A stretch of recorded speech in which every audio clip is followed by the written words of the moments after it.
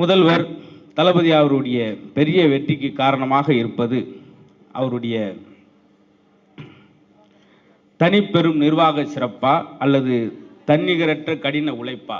வரலாறு படிப்பவர்கள் மத்தியில் வரலாறு படைப்பவராகவும் இருக்கக்கூடியவர்.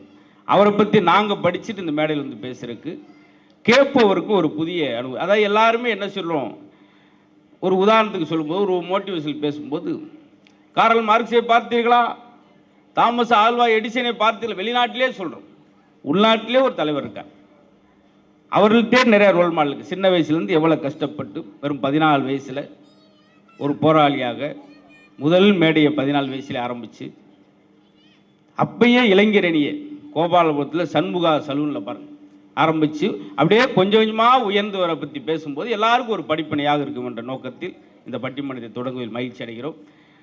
இதுக்கு வாதிட வந்திருக்கக்கூடியவங்க சாதாரண ஆள் கிடையாது. ஒவ்வொரு ஆளும் 1 மணி நேரம் பேசக்கூடியவங்க. ஆனால் இன்றைக்கி 4 பேரும் சேர்ந்தே 4 பெருக்கி 1 மணி நேரம் பேசினாலே போதும். இந்த தலைப்பில் வாதிட போகிறவங்க தனிப்பெரும் நிர்வாக சிறப்பு தான் நம்மளுடைய பெருமை மிகு தளபதியாருடைய வெற்றிக்கு காரணம் என்று பேசுறதுக்கு நான் ரொம்ப ரசிக்கக்கூடியவர். முந்தாள் கூட கவிப்பேரஸ் அவர்கிட்ட சொன்னது, எல்லாரும் வந்து பேசும்போது கவிதை பேசுவாங்க, பேசுவதே கவிதையாக பேசுவது ஆச்சரியமே அப்படின்னு சொல்லி அவரை பாராட்டியிருக்கார். அந்த அளவுக்கு சொர்க்கோ கருணாநிதி அவர்கள் நிரம்ப புத்தகங்கள் எழுதியிருக்கிறார். இப்போ கூட தமிழ் இலக்கணத்தை இந்த மேடைக்கு எவ்வளோ சரியான ஆட்கள் பாருங்கள். தமிழுக்காகவே போராடிய ஒரு இயக்கத்திலிருந்து தமிழ் கற்று தமிழ் பேராசிரியராக இருந்து கொண்டு பேசுகிறது தான் இன்னும் ஒரு சிறப்பாக இருக்கு. பேச்சு எவ்வளோ அழகாக இருக்குன்ற அதே அன்னைக்கு அவருடைய தனிப்பெரும் நிர்வாக சிறப்பு தான் கட்டி அமைக்கிற விதம், கட்டமைப்பு. எல்லாத்துக்கும் நிர்வாகம் வந்துடாது. பார்த்தீங்களா, ஒரு ஆள்லாம் பேங்கில் வேலை பார்க்குறவர் 16-18 வருஷமா கணக்கு டெய்லி பண்ணி வரும்போது 2 ரூபா எக்ஸஸாக வந்துக்கிட்டே இருக்கு. அவராலே கண்டுபிடிக்க முடியும். 16 வருஷம் என்னன்னு பார்த்தா பிள்ளையார் சொல்லி சேர்த்து கூட்டியிருக்கார். 6-2 இருக்கான் பிள்ளையார் சொல்லி. இப்படி நிர்வாகம் பண்ண தத்து தடுமாறுறப்ப, ஒரு வீட்டுக்குள்ளே ஒரு 4 பேரை நிர்வாகம் பண்ணுறமே தத்தளிக்கிறப்ப, ஒரு நாட்டவே நிர்வாகம் பண்ணுறது அவருடைய தனி சிறப்பு அப்படின்ற பேசுறதுக்கு திருச்சியிலேருந்து வந்திருக்காங்க. அவங்களும் ஆசிரியர் இருந்தவங்க. இந்த கலக்கப்பேர் நிகழ்ச்சியில் ஆண்கள் மட்டுமே பேச முடியுமா, ஏன் நாங்கள் பேச முடியாதுன்னு சொல்லி அதில் ஒரு பெண்ணாக புகுந்து தாறுமாறாக பேசி வெகு விரைவில் மக்கள்கிட்ட போய் சேர்ந்த ஒரு அருமையான பெருச்சாளி, பேச்சாளி, எதை வேணாலும் சொல்லலாம். என்ன காரணம்னா, கிட்டத்தட்ட 5000 மேடைகள் போயிருக்காங்க. பாடுவாங்க, பேசுவாங்க, தேவைப்பட்ட இறங்கி ஓடுவாங்க கூட்டத்தில் கூட, எல்லாமே பார்க்கலாம். அப்படி பன்முக பேச்சாளராக இருக்கக்கூடிய திருச்சி அன்னலட்சுமி அவர்களுக்கு ஒரு பெரிய கரகோஷம் கொடுத்து அவங்களையும் பாராட்டி சொல்லியிருக்கேன். அவங்க பேசாத ஒரே மேடை எனக்கு தெரிஞ்சு தூக்கு மேடையில் தான் பேசலை, எல்லாம் பேசியிருக்காங்க. இடை மேடையிலோட 2-7 நிமிஷம் பேசியிருக்காங்க. சார் லாரியை ஓரம் கட்டிட்டு நான் பேசுகிறேன் அப்படின்னு அவன் சொல்லியிருக்கேன். 2 ஒன்று தாங்கன்னு இருக்கான். அந்த மாதிரிலாம் வேணும், எல்லா மேடையும் வேணும். ரொம்ப ஆச்சரியம். அதே தொடர்ந்து பேச வந்திருக்கிறவங்க ரொம்ப கடைக்கோடி, இந்தியாவினுடைய கடைக்கோடின்னு சொல்லுவான். தமிழகத்தினுடைய எல்லை பகுதியான நாகர்கோயில் தமிழ் சினிமாவின் முதல் நகைச்சுவாளர் NS கிருஷ்ணன் அவர் பிறந்த ஊர். அந்த ஊர்லேருந்து வந்திருக்காங்க. நல்ல சிறந்த பேச்சாளர். அது மட்டும் இல்லாமல் நல்ல அழகாக பாடக்கூடியவங்க. எல்லாருக்கும் பாட்டு வந்துடாது. இந்த ஐயா கருணாநிதி ஐயாவே கல்யாணம் அன்னைக்கு சம்சாரத்தை கூப்பிட்டு மங்களகரமாக இருக்கட்டும்னு சொல்லி ஒரு பாட்டு பாடுமாண்டார் அவங்க துணைவியாட்டு. அந்த அம்மா அந்த தூது வேலை இறைச்சி அந்த பாட்டை பாடிச்சு. அதை பாடவா பாடு, தூது வேலையால் அரைச்சி டக்குன்னு வந்து இவரை காணாம், வெளியே அரளி அரைச்சிக்கிட்டு இருந்தார். எல்லாருக்கும் குரல் வந்துடாது, குரல் சிலருக்கு மட்டும்தான். அது மாதிரி அந்த குரல் வளமாக இருக்கட்டும், பேச்சின் தன்மையாக இருக்கட்டும், ரொம்ப மென்மையாக நம்ம கழகத்திலே நிறையா பேசியிருக்காங்க.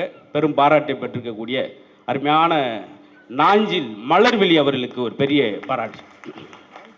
நாஞ்சில் அப்படி பார்த்தீங்களா, பல்வேறு மாவட்டத்திலிருந்து ராயபுரத்துக்கு வந்துடும். நான் மதுரை, அவங்க திருநெல்வேலி, அவங்க நாகர்கோயில், அவங்க திருச்சி. ஐயா எந்த ஊருன்றே தெரியாமல் 7 ஊரை 7ஆல் பெருக்கி 3ஆல் வகுத்து கொண்டு வந்திருக்காரு. நம்மளால் பேசும்போது எல்லாம் தஞ்சாவூர் கொஞ்சம் வரும், புதுக்கோட்டை கொஞ்சம் வரும், எல்லாம் பேச்சிடும். நீங்கள் தான் ரொம்ப ரம்மியமாக ரசிக்கிறீங்க. ஆனால் உங்களை பார்த்தோன்னு ஒரு பதட்டம் எனக்கு இருக்குது. ஏன்னா சிலர் அப்படியே முறைச்சி பார்க்குறீங்க. தொடக்கத்திலே ஒன்று சொல்லிடுறேன், நீங்கள் சிரிக்கலனா கூட நான் வருத்தப்பட மாட்டேன். பக்கத்தில் சிரிக்கிறால முறைச்சி பார்க்காம உட்காருங்க தயவுசெய்து. தாய் குளங்களே எட்டி எட்டி பார்க்குறது, சில வாய்கிட்ட வந்தெல்லாம் பார்ப்பாங்க, பேசாமல் இருக்கணும் அப்படின்பாங்க. அதுக்கடுத்து எங்களுக்கு பேச்சு எப்படி வரும்? இந்த நிகழ்வு முழுக்க முழுக்க பிறந்த நாளை மகிழ்வோடு கொண்டாடுகிற அருமையான அற்புதமான நாள். எல்லோரும் சேர்ந்து இவ்வளோ நாள் அவ்வளோ நாளும் கிடையாது, வாழ எவ்வளோ ஆண்டு காலம் இருந்தாலும் அவருடைய ஒவ்வொரு நாளும் மக்களுக்கான நலப்பணிகள் தான். அதனால் நிரம்ப வாழ வேண்டும் என்று சொல்லி கழகத்தின் சார்பில், ராயபுரம் பகுதியின் சார்பில் பெரிய வாழ்த்துக்களை முதல்வர் தளபதியாருக்கு சொல்லிவிட்டு இந்த பாட்டு பட்டிமன்றம் இனிதே துவங்கப் போகிறது. இப்பொழுது முதலாவதாக சொர்க்கோ கருணாநிதி அவர்களுக்கு ஒரு பெரிய கரகோஷம் கொடுத்து, தளபதியார் அவருடைய பெரிய வெற்றிக்கு காரணம் அவருடைய தனிப்பெரும் நிர்வாக சிறப்பு தான் என்று சொல்லி 4 கிலோமீட்டருக்கு தூரத்தில் சென்று இந்த சொற்பொழிவை ஆற்ற அவர் ரெடி ஆகிவிட்டார். நல்ல உற்சாகமான கரகோஷம் கொடு. ஏன்னா முதல் பேச்சாளர் இல்லையா. சில பேர் பேசுனான்னா அவன் பாடி பேசிக்கிட்டே இருப்பான். பல பேர் தூங்கி அடுத்த நாள் இழிச்சிருவாங்க. அதனால நான் ஒரு 5 நிமிஷம் எடுத்துக்கிறேன். இப்போ 7 நிமிஷம் முடிஞ்சுக்கையா. இப்போ 7 நிமிஷம் முடிஞ்சு மொத்தம் 2 நிமிஷம் நீங்க தான் ஓவரா போயிருக்கீங்க. இந்த நாட்டினுடைய வறுமை கொடுமைகளை ஒரே ஒரு கையெழுத்திலே இந்த குழந்தைகள் அங்கங்கே இடைநிற்றல், அதுக்கு பேர் இடைநிற்றல், பாதியிலே படிக்காம போயிடுவான். இந்த இடைநிற்றல் கொடுமையை எந்த மாநிலம் மிக சரியாக தீர்ப்பு கூறி இந்த நாட்டை மாற்றியது என்று சொன்னால் இந்தியாவிலே, ஏன் தமிழ்நாட்டிலே, இந்தியாவிலே உலகத்திலே, ஆசியாவிலே முதல்ல காலை உணவு திட்டத்தை ஏற்படுத்திய ஒரே நாடு இந்தியாவிலே தமிழ்நாடு.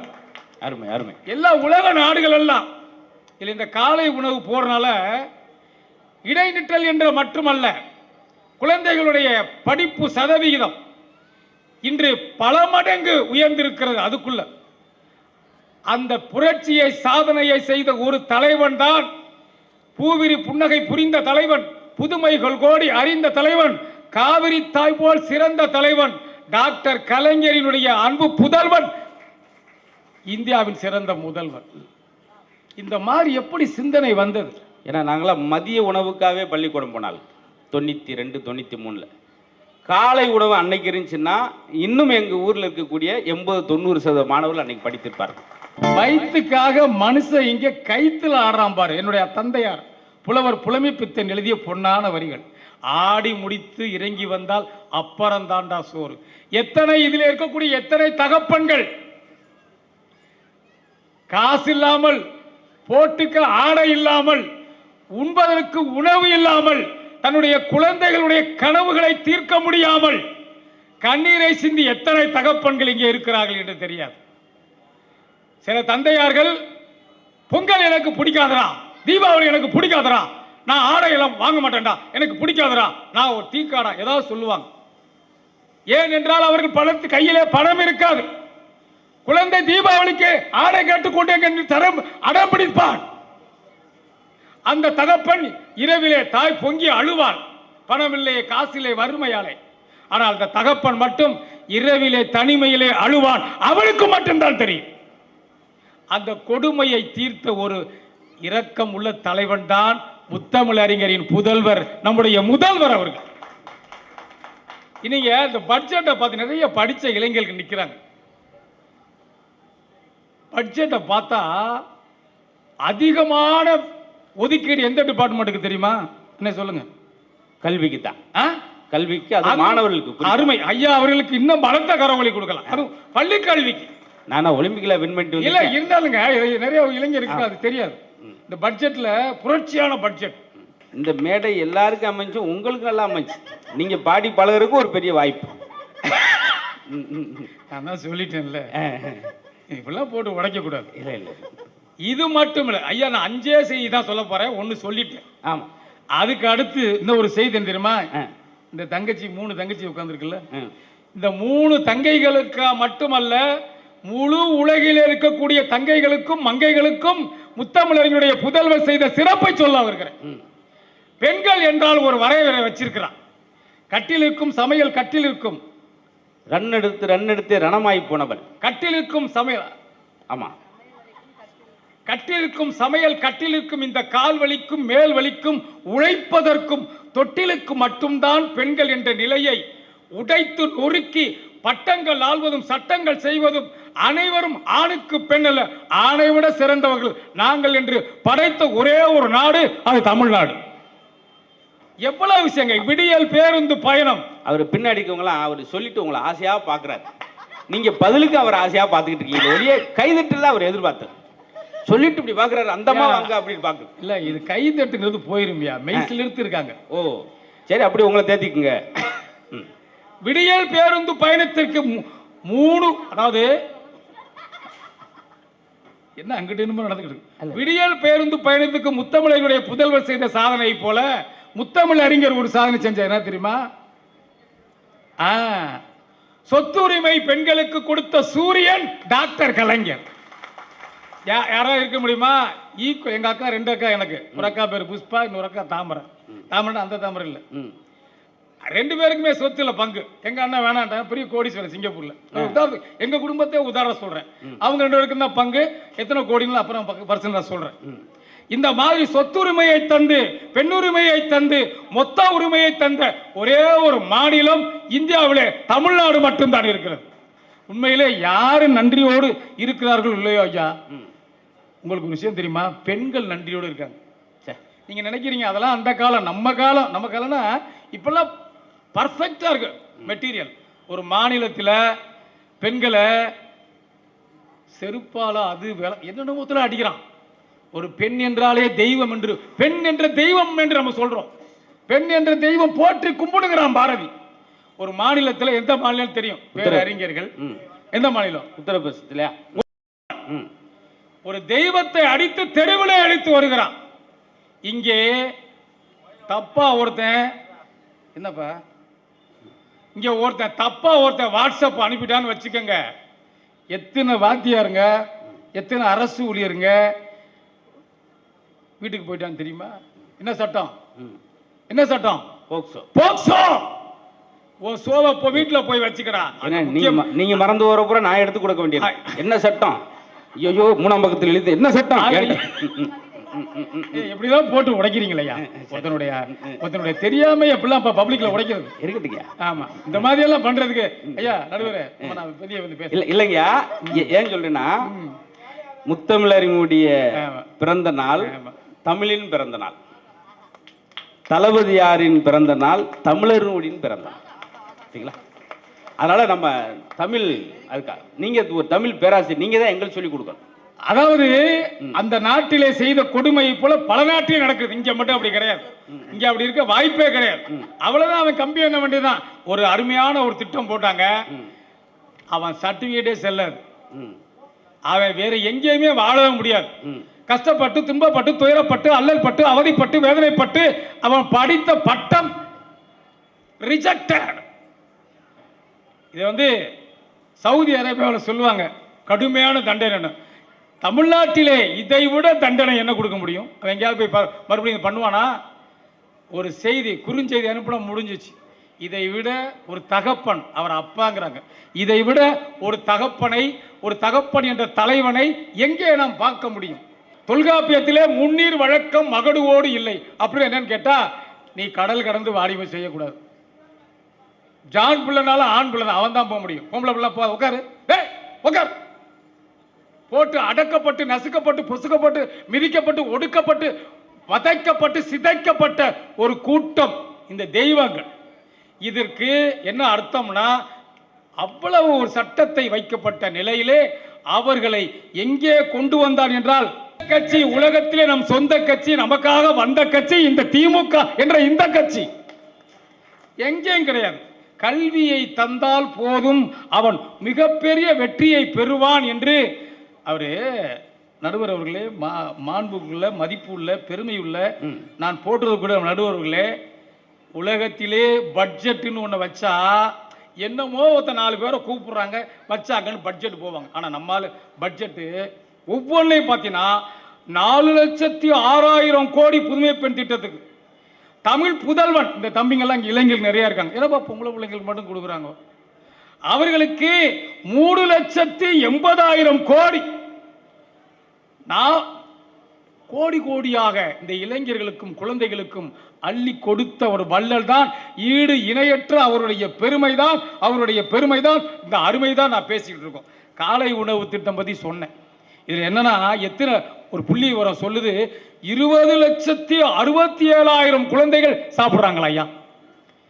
20,67,000 குழந்தைகள் சாப்பிட்றான். அதுக்கு அடுத்து பார்த்தீங்கன்னா, இந்த இடத்துலலாம் நீங்கள் ஒரு கைதட்டல் கொடுத்துக்கலாம். ஏன்னா புதிய திட்டம் இல்லையா? ஆமாம். அதாவது மக்களை தேடி மருத்துவம்னு ஒரு திட்டம். ம். ஒரு காலத்தில் ஆஸ்பத்திரிக்கு நீங்கள் எல்லாம் போயிருப்போம். அந்த கவர்மெண்ட் ஆஸ்பத்திரியில் போய் நிற்கும் போது ஃபுல்லாக சந்தோஷம் உலகத்தில் எங்கேயும் கிடையாது. இந்த விட பெரிய கீழே நிற்போம். அவர் அந்த டாக்டரு அவர் படிச்சுட்டாரான், டாக்டரான் அவர்.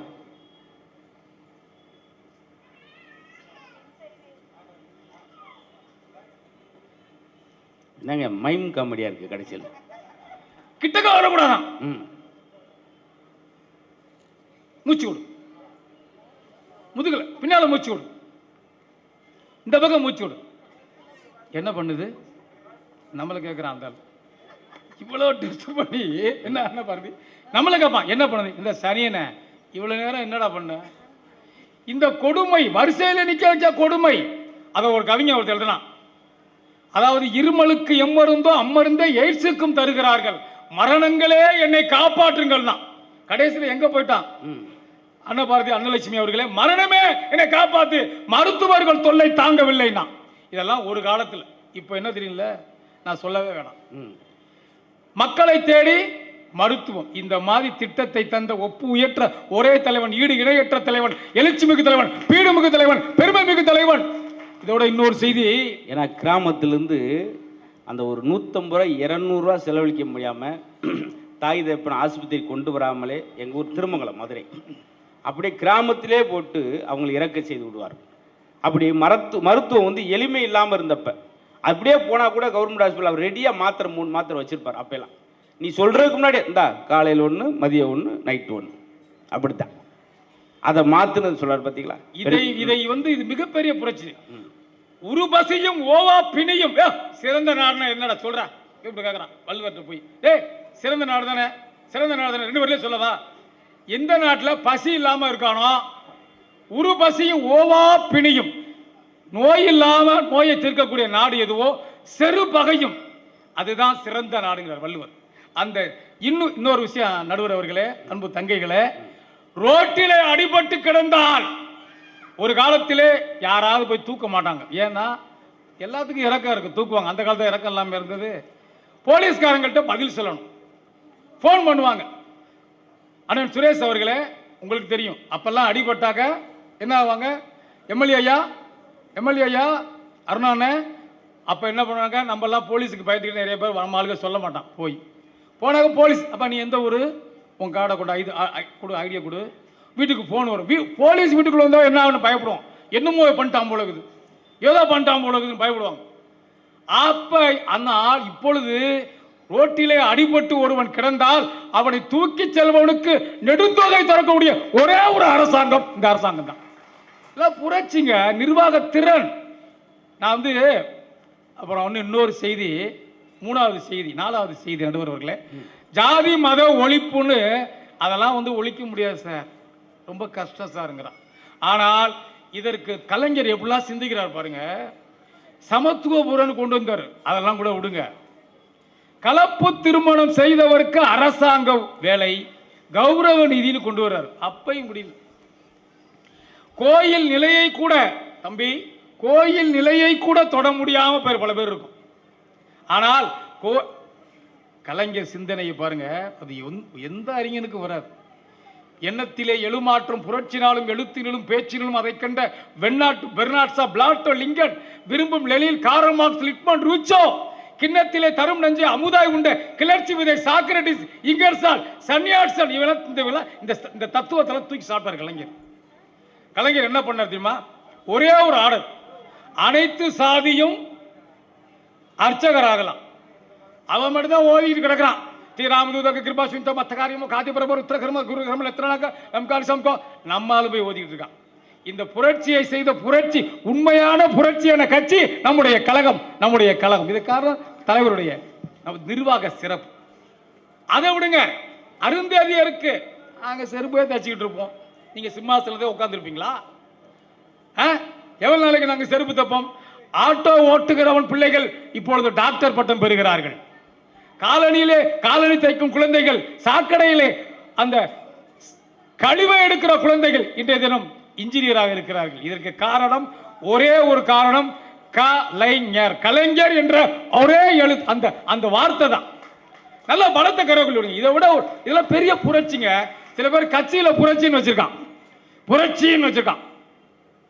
உண்மையான புரட்சி தலைவர் நீங்க ஆராய்ச்சி பண்ணணும். என்னைக்குமே இது இருக்கவங்களாம் திமுக காரங்க கிடையாது. நான் திமுக காரன், என் பேரே கருணாநிதி. இவரெல்லாம் திமுக காரரும் கிடையாது அவங்கள. ஆனா மனசாட்சி உள்ள மனிதர்கள். ஆகவேதான் நம்மை கொண்டாட வந்திருக்கிறார்கள். ஐயா உங்ககிட்ட கொஞ்ச நாள் பட்டிமன்றம் வந்தீங்கன்னு வச்சுக்கோங்க. இல்ல, பொதுநிலைவாதிகள் மனசாட்சி படி சிந்திக்க வேண்டும். பழங்குடி மக்களை நீதிபதியாக்கிய கட்சி எந்த கட்சி என்றால் நம் பிறந்த இந்த கட்சி, நம் சொந்த கட்சி தான். என்னங்க இதெல்லாம் சாதாரண புரட்சி கிடையாது. நம்ம பணா போயிடலாம். ஆனால் நாளைய தலைமுறை ஆராய்ச்சி செய்யும். நீங்க யார் சிறந்தவரெல்லாம் பார்க்காதீங்க, தயவு செய்து பார்க்காதீங்க. தளபதி சிறந்தவரா, இல்ல மோடி சிறந்தவரா, இல்ல கலைஞர் சிறந்தவரா பார்க்காதீங்க. யாரையும் பார்க்காதீங்க. அவர்கள் சாதனையை பட்டியலிடுங்கள். யார் பெண்ணை கொண்டாடினார்கள், யார் குழந்தைகளை கொண்டாடி இருக்கிறார்கள், யார் உழைக்கும் மக்களை மேலே தூக்கி இருக்கிறார்கள். ஐயா சொன்னாங்க நடுவர், யார் மாற்றுத்திறனாளிகளை கொண்டாடி இருக்கிறார்கள், யார் மக்களை பெண்ணை பெண்ணாக தெய்வமாக கொண்டாடி இருக்கிறார்கள். மனசாட்சியை பார்த்துட்டா. பட்டிமன்றத்தில் நான் எவ்வளவோ பட்டிமன்றங்கள் பேசியிருக்கிறேன். அந்த முதல்ல பேசுறதுக்கு எல்லாரும் தயங்குவாங்க. ஆனால் அவரே கேட்டு நான் முதல்ல பேசுகிறேன். இந்த நாள் ரொம்ப பெருமையான நாளாக இருந்தது. காரணம், சூரியன் பெற்றெடுத்து சூறாவளிக்கு பிறந்த நாள். அதை ரொம்ப பாட்டோடு நல்ல திட்டங்கள்லாம் நம்மளுக்கு இந்த நேரத்தில் ஞாபகப்படுத்தி சென்றிருக்கிறார். ரொம்ப பெருமையான விஷயம். உலகத்தில் சிறப்பான பேச்சாக இன்று வரை கருதுவது சிகாகோ மாநகரில் சுவாமி விவேகானந்தர் பேசினது. எல்லாரும் லேடிஸ் அண்ட் ஜென்டில்மேன், அதாவது சீமான்களே சீமாட்டிகளேன்னு பேசும்போது விவேகானந்தர் தொடங்குறப்ப கொடுக்கப்பட்ட நேரம் 4 நிமிஷம். சிஸ்டர் அண்ட் பிரதர்ஸ்னார். அங்கே உள்ள ஆன்மீகவாதிகள் எந்திரிச்சு கைதட்டினாங்க. உலகத்தில் ஒரு பேச்சை கேட்ட உடனே கைதட்டல் வந்தது. அதற்கடுத்து என் உயிரிலும் மேலாட கழக உடன்பிறப்புகளே, இந்த வார்த்தைக்கு அவ்வளவு பெரிய வலிமை. உலகத்தின் முதல் பேச்சாக விவேகானந்தர் பேசி எப்படியோ, தமிழகத்தின் இந்த குரல் கேட்ட உடனே எந்திரிச்சு கைதட்டும். அதில் உயிர்ப்போடு இருக்கணும். ஒரு தந்தைக்கு ஒரு மகன் பிறப்பது அது உயிரியல் வாரிசு. ஒரு தந்தையோட கொள்கையும் கோட்பாடுகள் உள்வாங்கி கொண்டு பிறப்பதுதான் உயிர்ப்பான வாரிசு. அதுதான் நம்மளுடைய தளபதியார். இன்னும் அடுக்கடுக்காக சொல்ல போறாங்க. ஏன்னா ஒரு விஷயம் சொன்னா, கிட்டத்தட்ட 24 மணி நேரம் 16 மணி நேரம் நின்று கொண்டே பெண்களுக்கான நலத்திட்டங்கள் சொல்லி பாருங்க. 1100 மேடைகள் நமக்கு நாமே திட்டத்தில் ஊர் ஊராக சென்று புதுமையான விஷயங்கள். இந்த மேடையில் கூட சால்வை போடுறப்ப புத்தகங்கள் கொடுங்கள், புதுமையான விஷயம், அதை யோசிக்கணும் பாருங்க. புத்தகங்கள் கொடுங்கள் அப்படி சின்னதாக நல்ல நல்ல விஷயங்களை இந்த தமிழகத்துக்கு புகுத்தி கொண்டே வரக்கூடிய தளபதியாருடைய 72வது பிறந்த நாளை ராயபுரத்தில் நல்ல பேச்சாளர்களை கொண்டு இந்த மக்களுக்கு எளிமையான விஷயங்களை கொண்டு செல்கிற இந்த பாட்டு பட்டிமன்றத்தில் ரொம்ப ரம்மியமாக அப்படி பேசணும். மேடையில் சில நேரம் பேச தெரியாமல் மாட்டிக்கிறவாங்க. ஒரு ஆள் மேடையில் பேசும்போது என்ன சொன்னான்னு தெரியல, பேசிக்கிட்டே இருக்கார். ஒரு 15 பேர் நான் மேடைக்கு தவி அவளை லப்புன்னு கடிச்சு வச்சிருச்சு.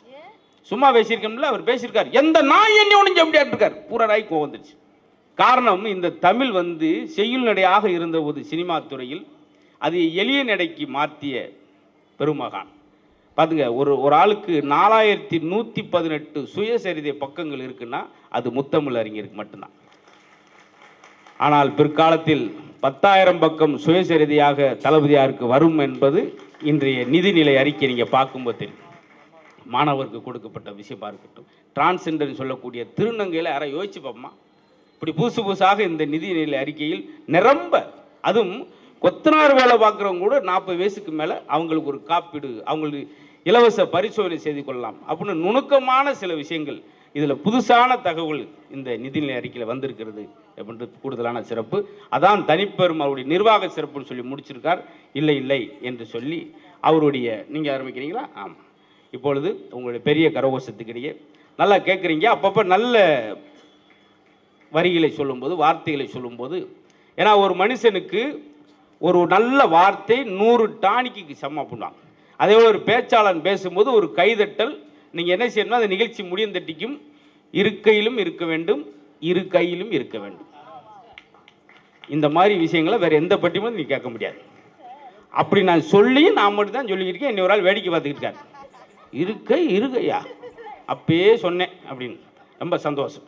இப்பொழுது அன்னபாரதி அவர்களுக்கு தன்னிகரற்ற அவருடைய கடின உழைப்பு தான் நம்முடைய தலைமையாருக்கு பெரிய முன்னேற்றத்திற்கு காரணம் என்று சொல்லி பேச வர்றாங்க. அந்த வழக்கம் போல அந்த 3 பேர் தட்டுவீங்களா? அவங்க மட்டும் தட்டுங்க. உலகத்திலேயே அதிக கல்வெட்டுகள் கொண்ட நாடு இந்தியா. உலகத்திலேயே அதிக கல்வெட்டுகள் கொண்ட நாடு இந்தியா. உலகத்திலேயே அதிக கல்வெட்டுகள் எழுதப்பட்டிருக்கும் மொழி எதுன்னு கேட்டீங்கன்னா நம் தாய்மொழியாம் தமிழ் மொழி அப்படின்னு சொன்னா, நடிப்பு இல்லாத நாடகம் இல்லை, துடுப்பு இல்லாத படகு இல்லை, கற்பனை இல்லாத கவிதை இல்லை, விற்பனை இல்லாத வியாபாரம் இல்லை, திராவிட முன்னேற்ற கழகம் இல்லாத ஆட்சியே இல்லை அப்படின்ட்டு சொல்லலாம். எப்படி இருக்காங்க பாத்தீங்களா நடுவர் அவர்களே? உண்மையிலேயே மரியாதைக்குரிய மாண்புமிகு தமிழ்நாடு முதலமைச்சர் அவர்களின் 72வது பிறந்த நாள் விழா. பொதுவாக பிறந்த நாள் வாழ்த்து அப்படின்னா எல்லாரும் என்ன ஈஸியா சொல்லுவாங்க. இன்னைக்கு நம்ம பாக்குறோம், happy birthday to you, happy birthday to you. இது நம்மளுடைய மொழி அல்ல சார். உண்மையிலேயே உழைப்பு அப்படிங்கிற அன்னைக்கு நான் ஏன் பேச வந்திருக்கிறேன்?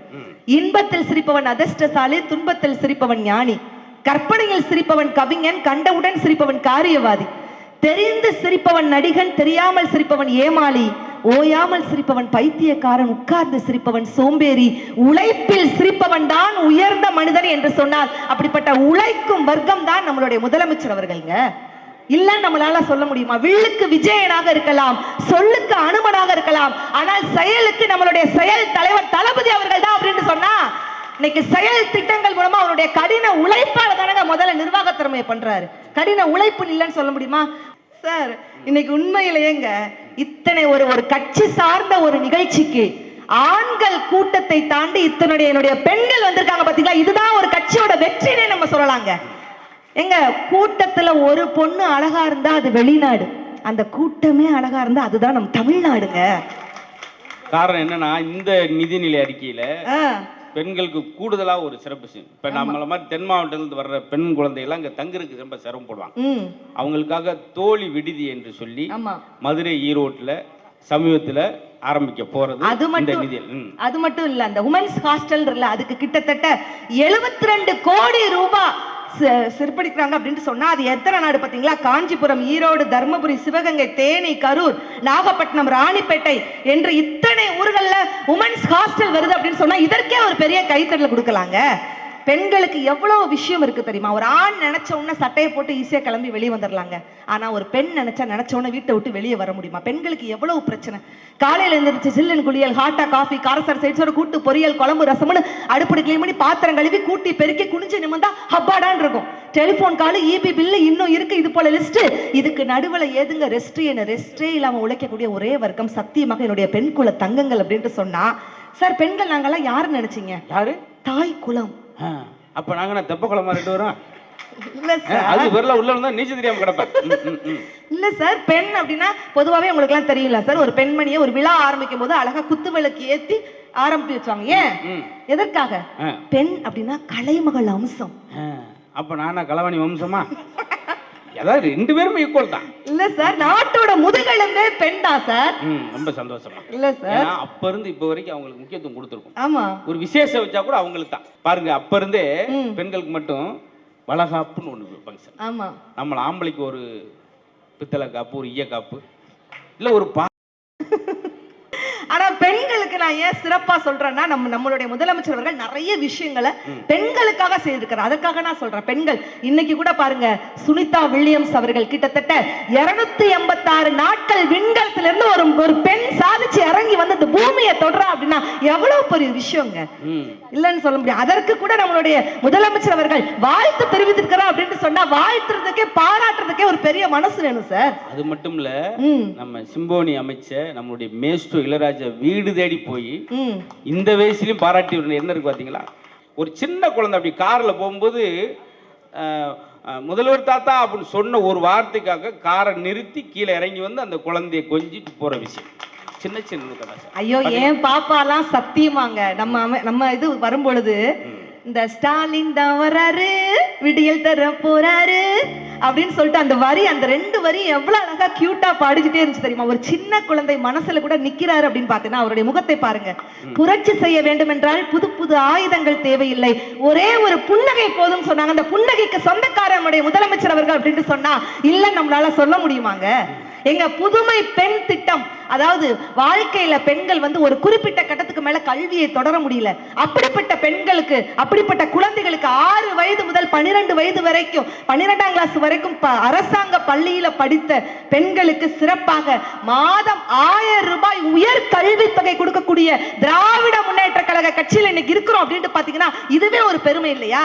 இன்னொன்னு எங்க ஊர் பக்கம்லாம் சொல்லுவாங்க, ஏய் என்ன டிக்கெட் எடுக்காம போற பெண்களை பார்த்து, என்ன உங்க அப்பா வீட்டு பஸ்ஸா, உங்க அப்பா வீட்டு பஸ் மாதிரி உட்காந்து போறேன்னு பெண்களை சொல்லுவாங்க. இன்னைக்கு சொல்ல முடியுமா? ஆமா எங்க அப்பா வீட்டு பஸ் தான், அவர் கொடுத்த பஸ் தான். இது நிஜமாவே எங்க வீட்டுல நடந்துச்சு சார்.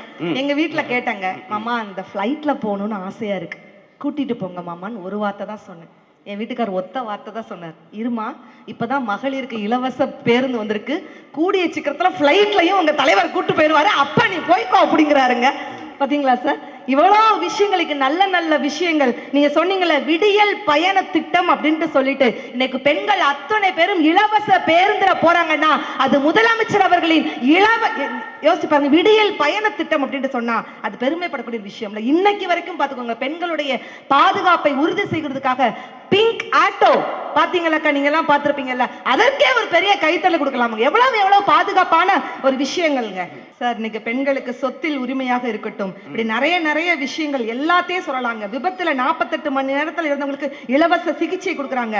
IAS மாணவர்களை தேர்ந்தெடுத்து நான் முதல்வன் திட்டம் அப்படிங்கிற திட்டத்தின் மூலமாக, அதுல நீங்க நெட்ல நீங்க பாத்தீங்கன்னா தெரியும், www.nanmudalvan.tn.government அப்படிங்கிற வெப்சைட்ல போய் நீங்க ரிஜிஸ்டர் பண்ணீங்கன்னா சிறந்த மாணவர்களை தேர்ந்தெடுத்து கிட்டத்தட்ட 100 மாணவர்களை தேர்ந்தெடுத்து அதுல மாதம் 7500 ரூபாய் கல்விக்காக கொடுக்கிறாங்க அப்படின்ட்டு சொன்னா இதை விட ஒரு பெருமைப்படக்கூடிய விஷயம் என்னங்க இருக்குது? நிறைய விஷயங்களை நம்ம சொல்லிக்கிட்டே போகலாம். பால் ஒரு குடும்பத்துக்கு அத்தியாவசிய தேவை அப்படிங்கிறது, ஒரு சராசரி ஒரு மிடில் கிளாஸ் குடும்பத்துக்கு தேவை கூட பால் விலைங்க. ஆனா அப்படிப்பட்ட ஆவின் பால் விலைய 3 ரூபாய் ஒரு லிட்டருக்கு குறைத்தார் அப்படின்ட்டு சொன்னா எவ்வளவு நல்ல விஷயங்கள். ஏன் உழைப்புன்னு பேச வந்திருக்கோம் தெரியுமா? டை கட்டி வேலை செய்யும் படிப்பாளியை விட யாருக்கிட்டையும் கை கட்டாம வேலை செய்யும் உழைப்பாளி தான் சார் என்னைக்குமே பெஸ்ட். இன்றைக்கு நம்மளுடைய மரியாதைக்குரிய உதயநிதி அவர்கள் 100 அல்ல ஆயிரக்கணக்கானோர் உயிரை கொடுத்து கூட எங்களுடைய தமிழை காப்போம் அப்படின்னு சொல்லிட்டு உரிமைக்காக உயிரையும் கொடுப்போம் அப்படின்ட்டு உதயநிதி அவர்கள் சொல்லியிருக்காங்க அப்படின்ட்டு சொன்னா தமிழ் மொழி வாழ்ந்து கொண்டிருக்கிறது, தமிழர்கள் வாழ்ந்து கொண்டிருக்கிறார்கள் என்று சொன்னால் அதுவே நம்மளுடைய திராவிட முன்னேற்ற கழக ஆட்சி இருப்பதனால் தான் என்று சொல்லி நிறைவாக மரியாதைக்குரிய உதயநிதி அவர்கள் நம்மளுடைய முதலமைச்சர் அவர்களுக்கு ஒரு வாழ்த்து தெரிவித்தாருங்க. இன்றைய தமிழ்நாட்டின்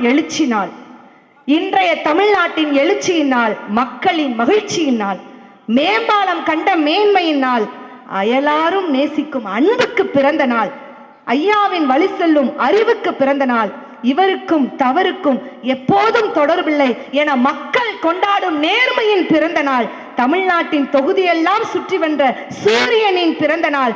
பல பதிகள் இருந்தாலும் தமிழ்நாட்டின் குலபதியா இருப்பது நம் பாசமிகு பாச தளபதி அப்படின்னு சொல்லிட்டு உதயநிதி அவர்கள் அழகாக பாராட்டுகளை, பிறந்த நாள் வாழ்த்துக்களை தெரிவித்திருக்கிறார் அப்படின்னு சொன்னா நாம் இங்க இருக்கக்கூடிய ஒவ்வொருவரும் முதலமைச்சர் அவர்கள் நீண்ட காலம் வாழ வேண்டும் என்று பிறந்த நாள் வாழ்த்துக்களை பெரிய உற்சாகமான கைத்தடர்களோடு அன்போடு தெரிவித்துக் கொண்டு அவருடைய கடின உழைப்பு தான் மக்களுக்கு என்றென்றைக்கும் பெருமைக்கு காரணம் என்று சொல்லி வாய்ப்பளித்த அத்தனை ரசிக பெருமக்களையும் அன்போடு வணங்கி விடைபெறுகிறேன். நன்றி, வணக்கம் ரசிக பெருமக்களே. 2 அணியையும் ரொம்ப அழகாக வலிமைப்படுத்தியிருக்கிறாங்க. இந்த நிகழ்ச்சிக்கு நிறைவாக வந்திருக்கக்கூடிய மரியாதைக்குரிய இளைய அருணா அவர்களுக்கும் இந்த இடத்துல பெரிய ஒரு நன்றியும் அன்பையும் சொல்லி மகிழ்கிறோம்.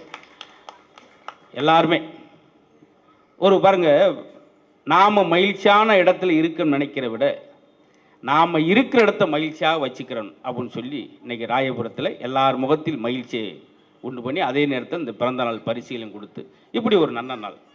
இந்த நாளில் இன்னும் கூடுதலான விஷயங்கள்லாம் அழகழகாக சொல்லிக்கிட்டு இருக்காங்க. இந்த மாதிரி ஒரு நகைச்சுவையாளர்கள் ஒரு தொலைக்காட்சி புகழ் பெற்றவர் சொல்லும்போது அந்த தகவல் எளிமையாக எல்லாத்தையும் போய் சேரணும். அதாவது துக்ளக் ஷோ அவர்கள் எல்லாரையும் விமர்சனம் பண்ணியிருக்காங்க. எம்ஜிஆர் அவர்களை விமர்சனம், டாக்டர் கலைஞர் அவர்களை விமர்சனம், ஜெயலலிதா எல்லாரும் பண்ணியிருக்காங்க.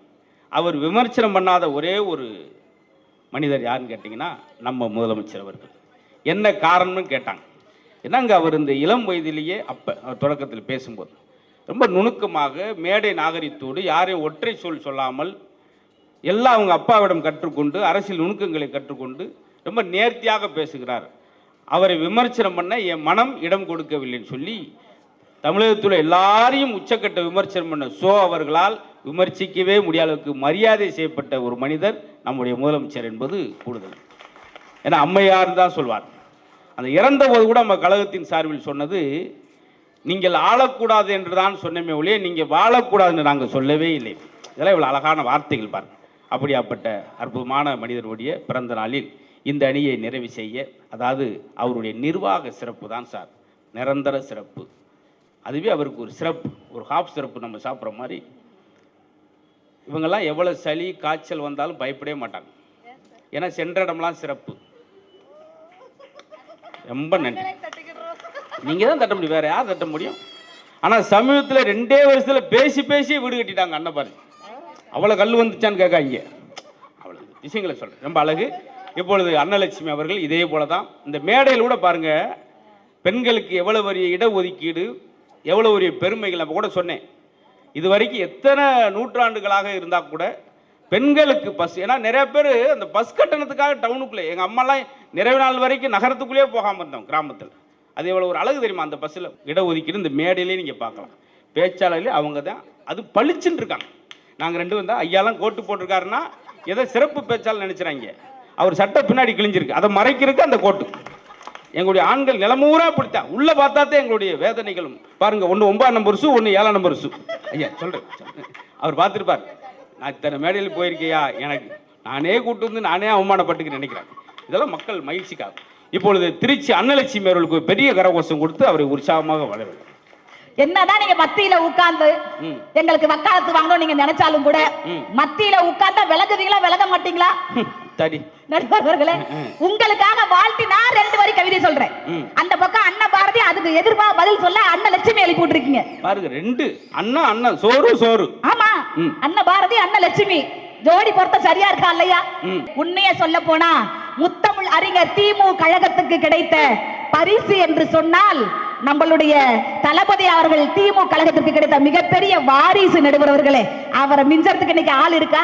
ஏன் தெரியுமா சொல்றேன்? தமிழ்நாட்டின் அதிபதி அவர்தான். என்னாலும் நம் தளபதினு இன்னைக்கு ஆட்சி புரிஞ்சுக்கிட்டு இருக்காருல்ல. நாங்க ஏன் நிர்வாக சிறப்புன்னு பேசுவதுக்கு தெரியுமா? எனக்கு உண்மையிலேயே எங்க சொர்க்கா அவர்கள் சொல்லும்போது சொன்னாங்க, நாங்க யாருமே கழகத்துல இல்லைன்னு சொன்னாங்க. நீங்க எல்லாம் ஒத்துக்கிறீங்களோ இல்லையோ, நான் கழகத்துக்காக மட்டும்தான் பேசுவேன். அம்மாவுடைய பிறந்தநாள் அன்னைக்கு நம்ம தொலைக்காட்சியில வந்து நீங்க அவர்கள் செய்த திட்டங்களை பத்தி பேசுங்கன்னு சொன்னாங்க. சொர்க்கா அவர்களுக்கு தெரியும், எனக்கு நீங்கள் எவ்வளவு ரூபாய் கொடுத்தாலும் நான் அந்த கழகத்திற்காக வந்து பேச மாட்டேன்னு சொன்னேன். நான் நடுவர் அவர்களே, உண்மையை சொல்லட்டுங்களா? அப்படிப்பட்ட கழகத்துக்கு முன்னாடி நம்ம உயிரினு மேலான தொண்டர்களுக்கு மத்தியில பேசுறோம். நான் மினி பஸ் வர வரைக்கும் மணி பர்ஸை திறந்து வச்சு பேசினேன்னா என் உயிரினு மேலான கழக உடன்பிறப்புகளுக்கு மத்தியில் எவ்வளவு நேரம் பேசினால் தகும். நடுவர்களே, ஏன் தெரியுமா சொல்றேன்? நம்மளுடைய முதல்வர் அவர்களுக்கு கட்டம் சரியில்லை.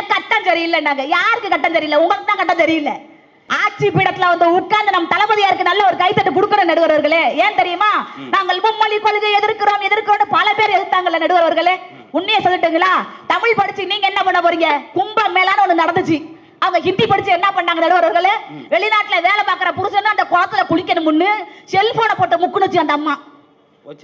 அதையும் தாண்டி ஒருத்தர் கும்பமேளாவுக்கு பிச்சை எடுக்க போனாரியா ட்ரெயின்ல. பிச்சை எடுக்க போனவர் டிக்கெட் எடுக்கல. டிடிஆர் வந்து செக் பண்ணாரு. எது வரைக்கும் போற? நான் கும்பமேளா வரைக்கும் போறேன். எதுக்குடா போற? பிச்சை எடுக்க போறேன். பிச்சை எடுக்கிறதுக்கு எதுக்கு கும்பமேளா வரைக்கும் போற? உள்ளூருக்குள்ளே எடுக்க வேண்டியதானே.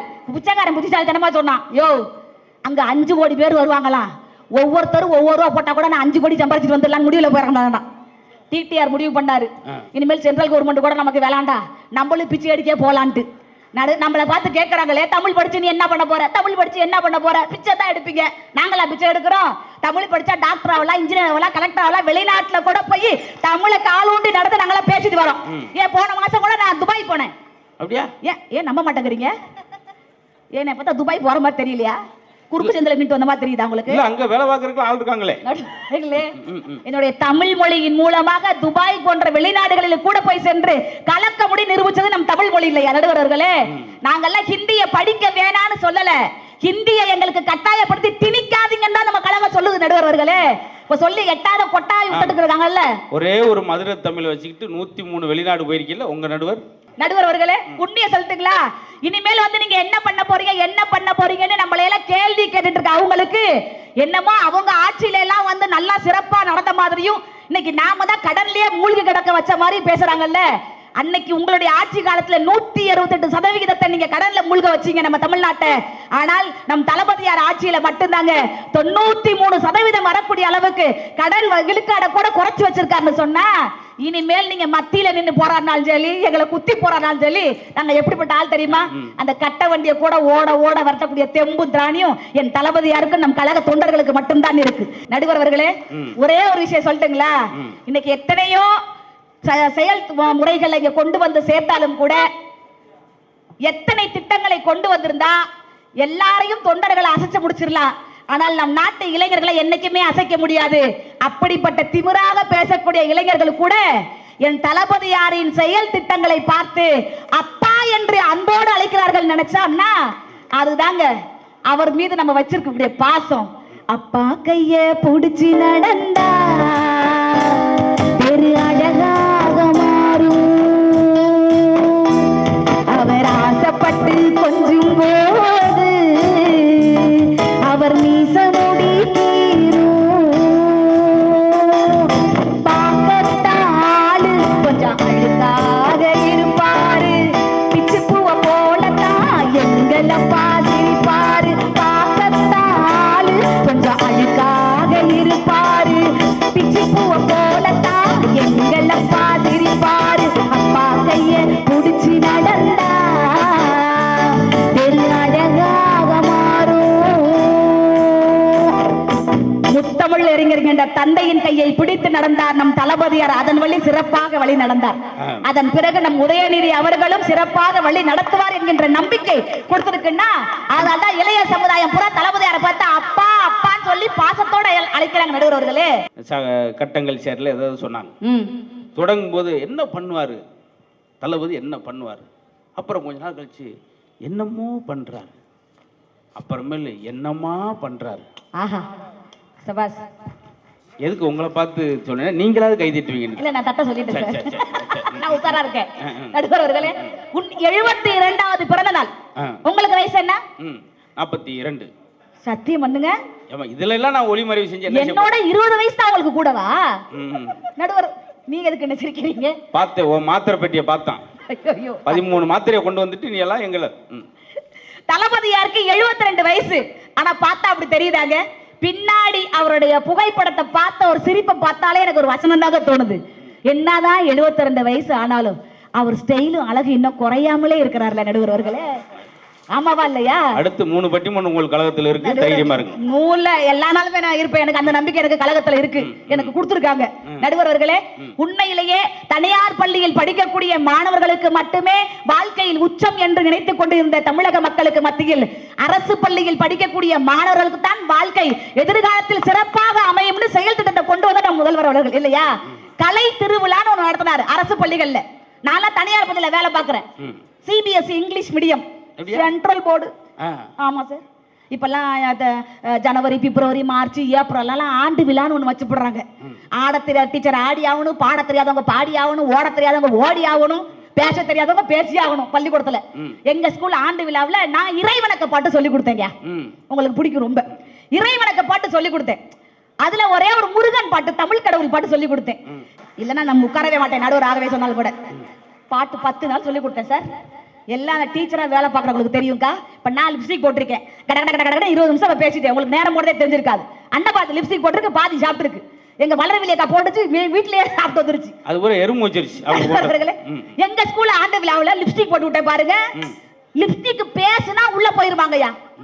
ஒரு புள்ள கூட வாய முடியலையா? நான் 3 மணிக்கு மேக்கப் போட்டு விட்டேன். 10 பேர் ஒரே மாதிரி நின்னுச்சு பாருங்க. வாய மேட்டூர் அணைக்கட்டு மாதிரி வச்சுக்கிச்சு. ஆண்டு விழா ஆரம்பிச்சாங்க அப்படின்னுச்சு. நான் ஆரம்பிக்கும் போது ஆரம்பிப்பாங்க, ஓரமா போய் உட்காருங்கன்னு. அந்த நேரம் பார்த்தா உங்க அப்பா வந்தாரு. அது வரைக்கும் வாய முடியலங்கய்யா. எங்க எங்க அப்பா பிஸ்கத்துக்கு வந்தாங்க. பிஸ்கத்து இருந்துச்சு. பிஸ்கட்டுன்னா ஒட்டிக்குமாங்கய்யா. காப்பி கொண்டு வந்தாச்சு அவங்க அம்மா.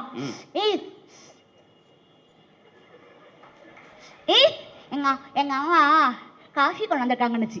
போய் பிஸ்கட்டானாலும் காப்பி ஆனாலும் குடிச்சிட்டு வாங்கன்ட்டு எங்க பள்ளிக்கூடத்திலே நிகழ்ச்சி தொகுப்பாளர் நான் தான். அண்ணா பாரதி, நீ ஜல்லிக்கட்டு தான் நிகழ்ச்சி தொகுப்பாளர், எங்க பள்ளிக்கூடத்தில் நான் தான் நிகழ்ச்சி தொகுப்பாளர். அனைவருக்கும் வணக்கம். என் பள்ளியின் மழலை செல்வங்கள் இதோ ஆண்டு விழா துவக்கமாக இறைவனுக்கு பாடலை பாடுவாருன்னு சொல்லிட்டு பகுமானமா நான் உள்ள போயிட்டேங்கய்யா.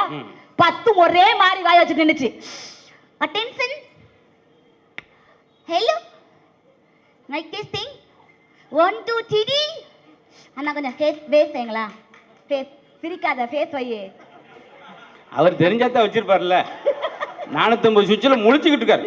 நீ பேசுன்ற எதை நான் சொல்கிறேன், இந்த புழு கலராக இருக்குமோ? ஆமாடா அப்படின்ட்டு. அட்டென்ஷன், கை தட்டுங்களேன் ப்ளீஸ் ப்ளீஸ். வணக்கம். இப்பொழுது நாங்கள் இறைவனுக்கு பாதலை பாத சொல்கிறோம். நான் சைட்ல நின்று ஓங்கி அப்பிப்பிடிவோம், ஒழுங்கா பாடிட்டு வாங்கங்கிறேன். என் நேரத்தை பாருங்க சார், உங்களை மாதிரியே முருகான்னு சொன்னா ஒட்டிக்குமாயா உதடு. அட்டென்ஷன் நின்று 10 ஒரே மாதிரி பாடிச்சு பாரு. இவ்வளவு வேகமா வச்சா எப்படி குழந்தைங்க பாடும்? பொறுமையா வச்சு குழந்தைங்களுக்குலாம். அட்டென்ஷன், கை தட்டுங்களேன் ப்ளீஸ் ப்ளீஸ், கை தட்டுங்களேன். ஏன்னா இப்பதான் நீ ஜூம் பண்ணி எடுக்கிறியான்னு. என் பள்ளிக்கூடத்தில் பொழப்பு பாதியான மாதிரி தான். வந்த கெஸ்ட் பூரா தெரிச்சடிச்சு, அந்த பக்கம் 5 பேர், இந்த பக்கம் 5 பேர். எங்க ஊர் கலெக்டர் மிஸ் இங்க வாங்கினார். நம்ம பெருமை பீத்தக்களையும் குடிக்கிறது ஓட்டக்களையும். சொல்லுங்க சார்னு ஸ்டைலா போய் நின்னேன். இந்த பாடலை சொல்லி தந்த ஆசிரியர் யாருன்னு கேட்டார். நான் தான் சார்னே, உங்க வாய் மாதிரியே சொல்லி கொடுத்துருக்கேன்னு போயிட்டார். தனியார் பள்ளியில கொஞ்சோண்டு சம்பளத்தை வாங்கி நாங்களாம் இவ்வளவு கஷ்டப்படுறோமே. ஆனால் அரசு பள்ளியில் படிக்கக்கூடிய மாணவர்களுக்கு காலையில சிற்றுண்டியும் கொடுத்து, மதிய உணவையும் கொடுத்து, அவர்களுக்கு தேவையான சகல வசதிகளையும் கொடுத்து, என்னுடைய அரசு பள்ளி மாணவர்களும் உலகளவில் புகழ் பெற வேண்டும் என்று கலை திருவிழா என்ற ஒன்றை மாவட்டங்கள் தோறும் மாநிலங்கள் தோறும் நடத்தி, அதில் புதுக்கோட்டை மாவட்டத்தைச் சேர்ந்த ஆர்த்தி என்கின்ற பெண் ஒரே நாள்ல 8 மில்லியன் அளவு பார்க்கக்கூடிய அளவுக்கு ஒரே ஒரு பாடலை பாடி சாதனை படைக்கக்கூடிய பெண்மணியை இன்னைக்கு உலகமும் அறிஞ்சிருக்குன்னு சொன்னா அது என்னுடைய தளபதியார் அவர்கள் தீட்டிய செயல் திட்டம் தான் மறந்துடக்கூடாது நடுவர்களே. ஒரே ஒரு விஷயத்தை சொல்லி நான் நிறைவு பண்ற நேரம் காலம் கருதி, நம்முடைய தளபதியார் என்னென்ன யோசிச்சா தெரியுங்களா? நீங்க பெண்களை பத்தி சொல்லிட்டீங்க நிறைய, அதனால நான் சொல்ல விரும்பல. ஏன்னா நாங்கெல்லாம் ஃப்ரீ டிக்கெட்லயே வாழ்ந்துகிட்டு இருக்கோம். என்ன சந்தோஷம், நான் கூட யதார்த்தமா தான் நினைச்சேன். நான் சென்னைக்கு வந்துகிட்டே இருக்கும் பொழுது காலேஜ் பொண்ணுங்க ஏறினாங்க சார். காலேஜ் பொண்ணுங்க அப்படி பஸ்ஸுக்காக காசை நீட்டினாங்க. கண்டக்டர் சொன்னாரு, இல்லம்மா இது உங்களுக்கு இலவச பேருந்து நொன்னியே. அந்த காலேஜ் பொண்ணுக்கு எனக்கு நம்ம சந்தோஷம், அப்பா இன்னைக்கு டிக்கெட் இல்லையாண்டி, நம்ம கேன்டீன்ல போய் இந்த காசுக்கு வாங்கி சாப்பிடலாம்னு சொல்றாங்கன்னா அந்த ஏழை மாணவர்களின் சந்தோஷத்தை அந்த இலவச பயணத்தில் பார்த்தேன் நடுவர்களே. நிறைவா ஒரு விஷயத்த சொல்றேன். நீங்கள் இறந்த பிறகும் கூட இந்த உலகை ரசிக்க வேண்டுமா? அதுதான் நம் தளபதியார் தீட்டிய செயல் திட்டம். நீ இறந்த பிறகும் கூட இந்த உலகை ரசிக்க வேண்டுமா? உனக்கு கடவுள் ஒரு அரிய வாய்ப்பை கொடுத்திருக்காரு. என்ன தெரியுமா? நீ உயிரோடு இருக்கின்ற பொழுது உன்னுடைய உடல் உறுப்புகளையும் கண்களையும் தானம் செய்தால் நிச்சயம் நீ இறந்த பிறகும் கூட இந்த மண்ணில் உயிரோடு வாழலாம் என்று கத்துக் கொடுத்த அந்த மனிதர்களுக்கு நம் தளபதியார் என்ன நம்ம திட்டம் தீட்டினாரு. நீங்க இதே மாதிரி உடல் உறுப்புகளை தானம் செய்தால் நிச்சயம் ராணுவ வீரர்களுக்கு செய்யக்கூடிய அரசு மரியாதையோடு உங்களுடைய உடலையும் அரசு மரியாதையோடு நாங்கள் இறுதி சடங்குகளை செய்வோம்னு சொல்லி மக்களுக்கு தன்னம்பிக்கை கொடுத்த தளபதியார் நடுவர்களே. ஒரே ஒரு விஷயம் தாங்க, இனிமேல் 2026 தேர்தல்ல நாங்க ஜெயிக்க போறோம், நாங்க ஜெயிக்க போறோம், நாங்க ஜெயிக்க போறோம்னு சொல்லக்கூடிய கட்சிகளுக்கு மத்தியில எல்லாம் நாங்கெல்லாம் செய்வீர்களா செய்வீர்களா என்று கேட்கக்கூடிய கழகம் இல்ல, சொல்வதைத்தான் செய்வோம், செய்வதைத்தான் சொல்வோம் என்று நம்பிக்கையோடு விடியல் ஆட்சி செய்யக்கூடிய நம் தளபதியார் தீட்டிய செயல் திட்டம் தான் இன்று வரை அவரை செயலாற்றி கொண்டிருக்கிற காரணத்தினால் நன்றி வணக்கம். இவ்வளவு நெருக்கமா மக்கள் இருக்கிற இடத்த கூட கலகலப்பாக்குறது அவங்களுடைய பேச்சு திறமை. காரணம், பேச்சுக்கும் பேச்சு ஆற்றலுக்கும் பெருமை மிகுந்த கழகம், பேர் இயக்கம் திமுக கழகம் என்பது எல்லாரும் அறிந்த விஷயம். அப்படியாப்பட்ட மேடையில் இவர்கள் உட்கார்ந்தோடனே ஆட்டோமேட்டிக்காக அவங்களுக்கு பேச்சு வரும். ரொம்ப அழகாக அன்னலட்சுமி அவர்கள் நிரம்ப விஷயங்களை சொல்லி, இன்று தளபதி அவர்கள் எவரெஸ்டாக உயர்ந்திருக்கிறார் என்றால் அதற்கு என்ன காரணம் என்றால் அவர் எவரெஸ்டாக உயர்ந்ததற்கு நெவர் ரெஸ்டாக இருந்தது தான் ஒரு காரணம். சரிங்களே, ஏன்னா சூரியன் கூட 12 மணி நேரம் தூங்கி விழிக்கிறது, ஆனால் தளபதி அவர்கள் 18 மணி நேரம். இளைய தளபதி நம்முடைய உதயநிதி அவர்கள் இன்னும் அதிகம் 20 மணி நேரம், 24 மணி நேரத்தில் 20 மணி நேரம் உழைக்கக்கூடிய அடுத்தும் ஒரு இப்படி நிரம்ப. ஆனால் இவங்க சொல்றது கடின உழைப்பு தான் சார். பாருங்க, 16 மணி நேரம் நின்று கொண்டே மகளிருக்கான சுய உதவி திட்டத்தில் அவ்வளவு விஷயங்களை செய்திருக்கிறார். எத்தனை 1500 மேடைகள், 12,000 மைல்கள் கடந்து நமக்கு நாமே திட்டமாக இருக்கட்டும், கிராம சபை கூட்டமாக இருக்கட்டும், அவ்வளவு பயணம் செஞ்சிருக்கார். கடின உழைப்பு தான் சார். இன்னைக்கு இளைஞர்களாக இதை கற்றுக்கிற வேண்டியிருக்கு. எப்போ பார்த்தாலும் நான் ஏற்கனவே சொன்னேன் பாருங்க, வெளிநாடு கவிஞர்கள் வெளிநாடு உழைப்பாளிகளை சொல்கிறப்ப நம்ம ஊர்லேயே சொல்லுங்க. முதலமைச்சரே ஒரு உதாரணம் எடுத்துக்குங்க. ஆனால் நம்மளாம் என்ன சார் சேகுவாரா பணியம் போட்டிருக்குது, ஆனால் ஆறுண்டே அவருக்கு தெரியாது. அப்புறம் எழுதியிருப்பேன் அவர் வார்த்தை, அஞ்சுவதும் அடிபணிவதும் இறைவன் ஒருவனுக்கேன்னு ஓட்டிருப்பேன் பணியனில். டிராபிக் போலீஸை பார்த்தோன்னா திரும்பி 2 வீலர் திருப்பி அங்கிட்டு ஓட்டிருப்பேன். இப்போ தாண்டா போட்டிருந்தேன் 5 அடிபடி வந்து டிராபிக் போலீஸை பார்த்துட்டு ஓடிப்பேன். அப்படிலாம் இளைஞர்கள் இந்த உழைப்பை கற்றுக்கிறேன் சார். 18 மணி நேரம் உழைக்கக்கூடிய ஒரு அருமையான முதலமைச்சர், அவருடைய கடின உழைப்பு தான் இந்த இடத்துக்கு கொண்டு வந்திருக்கு சார் அப்படின்னு சொல்லி பேசுகிறதுக்காக. நாஞ்சில் மாநகரம், நாஞ்சில் சொல்லணும்னா எனக்கு ஒரு முத்தமிழறிஞருடைய நகைச்சுவை உணர்வு ஒன்று ஞாபகத்துக்கு வருது. நாஞ்சிலார் இறந்தப்ப அந்த இரங்கல் கூட்டத்திலூட எவ்வளோ அழகான வாசகம் சொல்றார், நாஞ்சிலார் நெஞ்சில் நஞ்சில்லார். சரிங்களா, ஒரு வரியில் இன்னைக்கெல்லாம் நம்ம என்ன ஒரு காமெடி பண்ணுறோம் சார். அன்னைக்கு அவருடைய நகைச்சுவை பகுதியெல்லாம் தனியாக எழுதினாலே இன்னொன்று கற்றுக்கிறோம். முத்தமிழர்கிட்ட கற்றுக்கிற வேண்டிய விஷயம், 95 வயசு வரைக்கும் ஆரோக்கியமாக ஒரு 40 வருஷம் 50 வருஷம் நடந்த நிகழ்வுகளை கூட வகைப்படுத்தி பேசக்கூடிய ஆற்றல் எப்படி இருந்ததுன்னா, 4 மணிக்கு எந்திரிச்சு தியானம் பண்ணி யோகா பண்ணி பிராணவாயு பண்ணி, அதனால தான் இன்னொன்று அவரை உயிர்ப்போடு இருக்க செய்து அவருடைய நகைச்சுவை உணர்வு. அதான் உங்களை இந்த மேடையில் எங்களுடைய நகைச்சுவை பட்டிமன்றம் வச்சிருக்க காரணம் அவருக்கு ரொம்ப பிடிக்கும் என்பதா. நிமிஷத்துக்கு நிமிஷம் அவர் சட்டசபையில் இருக்கும்போது, அப்போ எம்ஜிஆர் ஒரு முதல்வர், எல்லாம் கத்திக்கிட்டே இருக்காங்க. எம்ஜிஆர் வந்து அமைதியாருங்கன்றாரு, யாரும் கேட்கல. முத்தமிழறிஞர் எந்திரிக்கிறாரு. அப்போ எம்ஜிஆர் சொல்லிட்டு உட்கார, உங்களால் அந்த ஆண்டவன் தான் காப்பாற்றணும், உங்களை அந்த ஆண்டவன் வந்து அமைதியாக்கணும் அப்படின்னு உட்காந்துறார். கலைஞர் எந்திரிக்கிறார், எல்லா அமைதியாக இருங்க, அப்படியே அமைதி. அப்போ சொல்கிறார், நானும் ஆண்டவன் தான், இந்த தமிழகத்தை ஆண்டவன் தான். அந்த இடத்துல பார்த்தீங்களா ஒரு சின்ன இடம், அதான் தமிழ் அறிஞரால் மட்டுமா அந்த மாதிரி பேச முடியும். மேடம் கொஞ்சம் டைம் எடுத்துக்கிட்டு ஒரு இடத்துக்கு கிராமத்துக்கு போயிருக்காரு. அந்த கிராமத்தில் உள்ள பெரிய அறிவாளி மாதிரி அவர் ஆரம்பிச்சிருக்கார், உட்காந்துருக்காரு, முத்தமிழர் உட்காந்துருக்காரு. அவர் பேசும்போது சொல்கிறார், நம்ம ஊருக்கு ஒரு தண்ணீர் தொட்டி ஒன்று தேவைப்படுகிறது.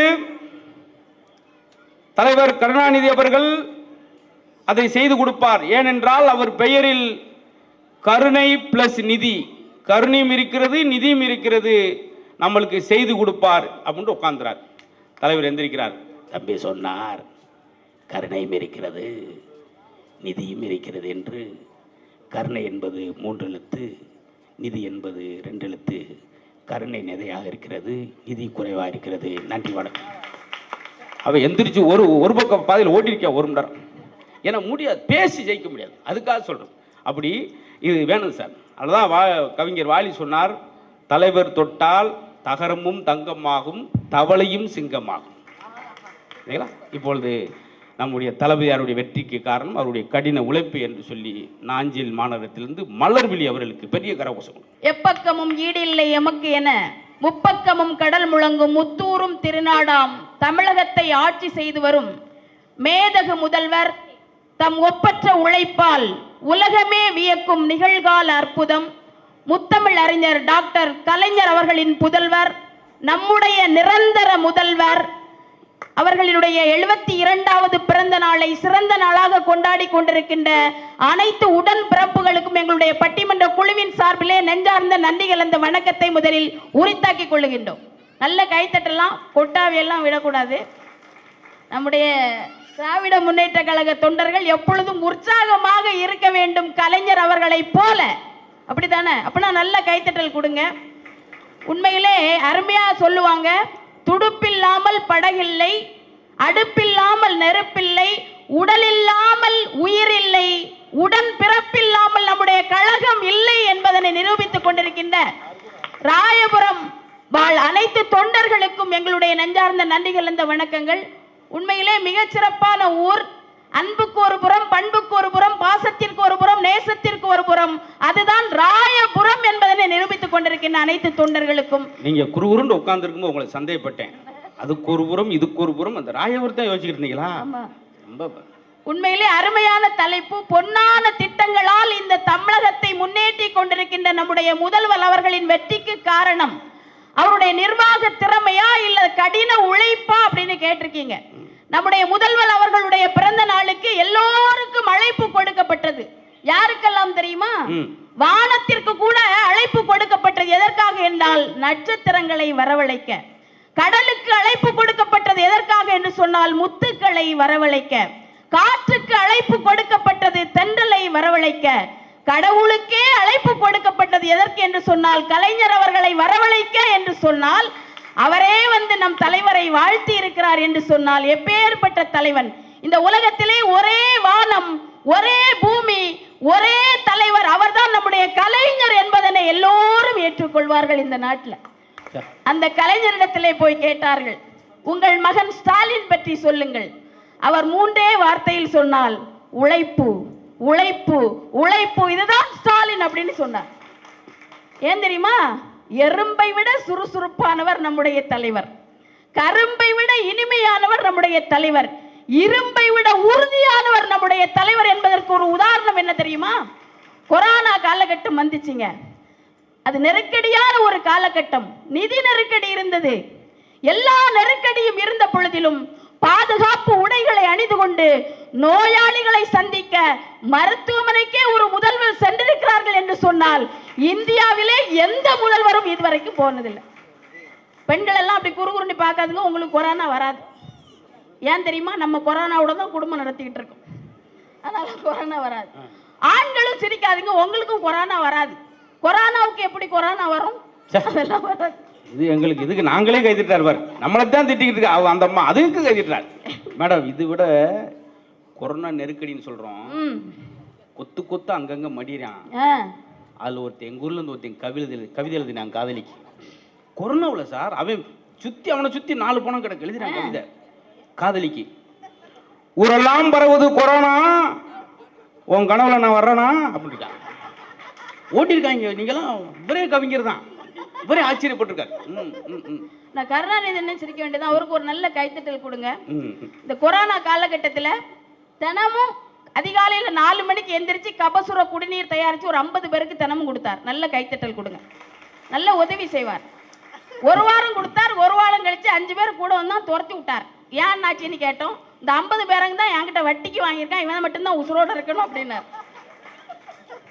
மேடம், கொரோனா வந்து நெகட்டிவ் கிடையாது மேடம், அது பாசிட்டிவான விஷயம். அப்படி எடுத்து, ஏன்னா கணவன் மனைவி பேசி மகளுக்கு ஒரு வாய்ப்பு 2 வருஷம் இறைவன் கொடுத்த பரிசு. அப்போ நினைக்கணும் சார், அவக்கு சமையல் எவ்வளோ கஷ்டப்படுறா அப்படின்றத அறிந்து கொண்டது.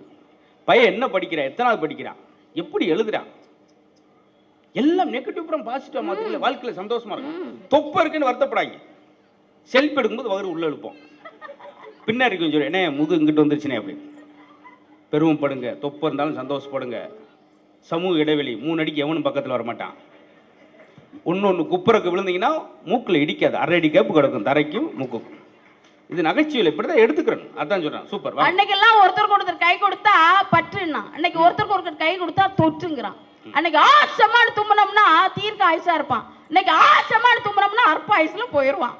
அன்னைக்கெல்லாம் தனியா இருந்தா பைத்தியம், இன்னைக்கு தனியா இருந்தா அதுதான் வைத்தியம்னு சொல்றோம்னா, அந்த கொரோனாவிலிருந்து நம்மை தப்பிக்க வைத்த தலைவருக்கு நல்ல ஒரு கைத்தட்டல் கொடுத்து அவருக்கு வாழ்த்துக்களை தெரிவித்துக் கொள்ளலாம். என்னைக்குமே இனி எந்த தொற்றும் நம்மளை தொட்டாது. உதய சூரியன் இருக்கும் வரை எந்த தொற்றும் தமிழகத்திற்கு வராது என்பதுதான் உண்மை. நடுவர்களே, எவ்வளவு அருமையா உதயசூரியன் வர்றாரு பாருங்க. முன்னாலெல்லாம் திக்கற்றவருக்கு தெய்வமே துணைன்னோம், இன்னைக்கு திக்கற்றவருக்கு திராவிட கழகமே துணை என்கின்ற அளவுக்கு. ஏன் தெரியுமா? அருமையா வள்ளுவர் சொன்னார், ஒரு தலைவன் எப்படி இருக்க வேண்டும், முறை செய்து காப்பாற்றும் மன்னவன் மக்களுக்கு இறையென்று வைக்கப்படும். அவர் எப்படி இருக்கணுமா? காட்சிக்கு எளிமையா இருக்கணுமா, நம்ம தலைவரை மாதிரி. கடும் சொல்லை சொல்லாதவனாக இருக்க வேண்டுமாம். அது இதற்கெல்லாம் உதாரணமாக இருக்கின்றவர் யாருன்னு சொன்னா நம்முடைய தலைவர் மட்டும்தான். பசித்த வயிற்றில் உணவு தெய்வம், பாலை நிலத்தில் தண்ணீர் தெய்வம், கொட்டும் மழையில் கூரை தெய்வம், கொளுத்தும் வயலில் நிழலே தெய்வம் என்று சொன்னால் இவை அனைத்துமாக இருப்பது நம் தலைவர் என்று சொன்னால் அவர்தானே தெய்வம். அதனால்தான் சொன்னாங்க, எப்படி தெரியுமா தெய்வம் எங்க இருக்காருன்னா படிப்படியாக உழைத்து முன்னேறியதாங்க நம்ம தலைவர். ஒரே அடியா மேல வந்துடல. முதல்ல கோபாலபுரத்தில் நம்முடைய இளைஞர் திமுக என்று ஒன்றை ஆரம்பித்து அங்கே அண்ணா அவர்களை பேச வைத்தார். அதுதான் பெரிய விஷயம். ஏன்னா ஒரு பிள்ளை பேர் சொல்லும் பிள்ளையாக இருக்கும். தாத்தா பாட்டிகளுடைய பேர் சொல்லும் பிள்ளையாக இருந்தவர் நம்முடைய தளபதி அவர்கள் தான். தாத்தா யாரு? பெரியார். பெரியாருக்கு கொள்கை என்ன? அறியாமையை போக்கணும், தீண்டாமையை ஒழிக்கணும். அறிஞர் அண்ணாவினுடைய கொள்கை கடமை, கண்ணியம், கட்டுப்பாடு. தன் தந்தை கலைஞர் அவர்களுடைய கனவு.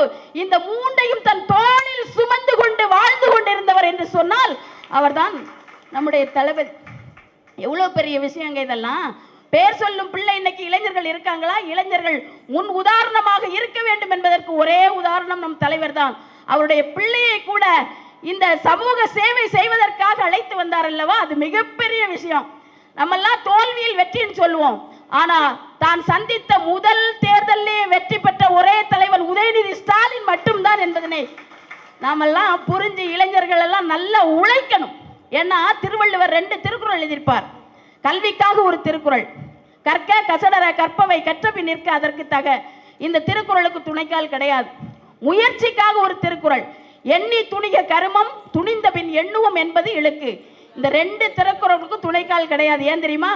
ஒரு மனிதனுக்கு கல்வியும் முயற்சியும் என்று இருந்துவிட்டால் யாருடைய துணைக்காலும் இல்லாமல் இந்த உலகத்தில் வாழலாம் என்பதற்காக எழுதியிருப்பார். இன்னைக்கு நிதிநிலை அறிக்கை என்ன சொல்லுது கேட்டீங்களே, உயர்கல்வியிலே முதலிடம் பிடித்த மாநிலம் நம்முடைய தமிழ்நாடு. வறுமை ஒழிப்பிலே முதலிடம் பிடித்த மாநிலம் நம்முடைய தமிழ்நாடு. அது மட்டும் இல்ல, பொருளாதார சீரழிவு இல்லாமல் இருக்கிற நாடு நம்முடைய தமிழ்நாடு தான் நடுவர். அது மட்டும் இல்லங்க, சுகாதார சீர்கேடு இல்லாமல் இருக்கின்ற நாடு நம்முடைய தமிழ்நாடு தான். இது நம்ம சொல்லல, அவங்களே தந்த அறிக்கை. எந்த கல்விக்காக, உயர்கல்விக்காக நிதிகள் வராத போதும் தமிழகம் அந்த நிதிநிலையை சரி செய்யும் என்று சொன்ன ஒரே தலைவர் நம்முடைய தளபதி அவர்கள் என்று சொன்னால். ஏன்னா எங்களுக்கெல்லாம் ஒரு காலத்துல எங்க வீட்டிலே மரியாதை கிடையாது. இப்பவும் கிடையாதுதான். வெளியில வரும்போது எங்க வீட்டுக்காரர் உனக்கு என்ன தெரியும்னு கூப்பிடுறாவோன்னு கேட்பாரு. பேச தெரியாமல பேச கூப்பிடுறாங்க. ஒன்ன கூப்பிடுறவங்களுக்கு ஒன்னும் தெரியாது. உங்களே இல்ல சொல்லியாச்சுல, அது அங்கிட்டு திரும்பி சொன்னா கூட திரும்பி கை நீட்டிட்டு உங்களை இல்லைன்னா அவர் சந்தேகப்படுறாருல்ல. அன்னைக்கு குற்றாலத்துக்கு ஒரு பட்டிமன்றம் போனேன். குரங்கோட இருந்து ஒரு செல்ஃபி எடுத்து அவருக்கு அனுப்பி வச்சிருக்கேன். அவர் கேட்கறாரு, இதுல எது குரங்கு அப்படின்னு கேட்கிறாரு. கரெக்டா தானே கேட்டிருக்காரு. ஆமா, நான் சேலை கட்டிருக்கதான் குரங்கு அப்படின்னு சொல்லி அனுப்பி வச்சிருக்கேன். ஆனா உண்மையிலே கல்யாணத்துக்கு முன்னால கட்டுனா ஒன்னதான் கட்டுவேன்னாரு, இப்ப வெட்டுனா ஒன்னதான் வெட்டுவேன்னு அழைகிறார். பெண்களுக்கு மரியாதையே இல்லைங்க. ஒரு காலத்துல திராவிட முன்னேற்ற கழகம் ஆட்சிக்கு வர்றதுக்கு முன்னால பெண்களுக்கு மரியாதை இல்லை. பெண் குழந்தை பிறந்தா பொட்டு கழுத பிறந்திருக்குன்னு சொன்னாங்க. கள்ளிப்பால் கொடுத்தாங்க. நீங்க கள்ளிப்பால் எல்லாம் கொடுக்கண்டாம், காம்ப்ளான் கொடுத்து பெண் குழந்தைகளை வளர்க்க வேண்டும் என்று சொன்னவர் தளபதி அவர்கள். ஏன் தெரியுமா? அந்த காலத்துல நமக்கு மரியாதை இல்லை. ஆனா இன்னைக்கு எங்க போனாலும் மலர்விழி மேடம் வாங்க, அன்னலட்சுமி மேடம் வாங்க, அன்னபாரதி மேடம் வாங்க, மேயர் மேடம் வாங்க, பிரசிடென்ட் மேடம் வாங்க. இப்ப இன்னைக்கு பாருங்க, எல்லா தகுதியும் எல்லா தலைமை பண்பும் பெண்களுக்கும் வேண்டும் என்று நினைத்தவர் நம்முடைய தளபதி அவர்கள். இங்க ஆன்மீகம் பெண்களை தெய்வமாக்கியது. முதலாளிகள் பெண்களை அடிமைப்படுத்தினார்கள். ஆனால் திராவிட முன்னேற்ற கழகம் தான் பெண்களை தலைவியாக்கியது என்று சொன்னால், காதல் ஒருவரை கைப்பிடித்து அவர் காரியம் யாவிலும் கை கொடுத்து வீட்டிலே பக்தியோடு இருந்து கொண்டிருக்கின்ற துர்கா அம்மையார் தான் அவருடைய உயர்வுக்கு ஒரு காரணமாக இருந்திருக்கிறார் என்பதுதான் உண்மை. அவருடைய தாயாரும் அவருக்கு உறுதுணையாக இருந்ததால் தமிழ்நாட்டு பெண்கள் மீதும் அவருக்கு ஒரு தனி மரியாதை இருக்கிறது என்று சொன்னால் அதற்கு காரணம் அவருடைய உழைப்பு தாங்க. அவர் வெளியே போய் உழைச்சிக்கிட்டே இருக்காரு, அதுக்கு எதுவுமே சொல்லலை. நீங்க போய் உழைங்க, நான் வீட்டை பார்த்துக்கிறேன்னு சொல்றதுக்கு ஒரு பெண் இருக்காங்கல்ல, அது எவ்வளவு பெரிய விஷயம் நடுவர் அவர்களே. எங்க கலைஞர் வருவதற்கு முன்னால நம்முடைய பஸ்ல எல்லாம் என்ன எழுதி போட்டிருப்பாங்க? கரம் சிரம் புறம் நீட்டாதீர், படியில் பயணம் நொடியில் மரணம். பெண்கள் சீட்டுக்கு பத்திரம் எழுதிப்போம். மாதர், மகளிர், பூவையர், பாவையர், லேடிஸ். ஆண்கள் பக்கத்துல திருடர்கள் ஜாக்கிரதை, ஊனமுற்றோர் மற்றும் முதியோர் புகை பிடிக்காதீர். அந்த ஊனமுற்றோரை கூட மாற்றுத்திறனாளிகள் என்று மாற்றியது நம்முடைய கலைஞர் அவர்களுங்க. அதெல்லாம் எழுதக்கூடாது, திருக்குறளை எழுதி போடுங்கள்னார்.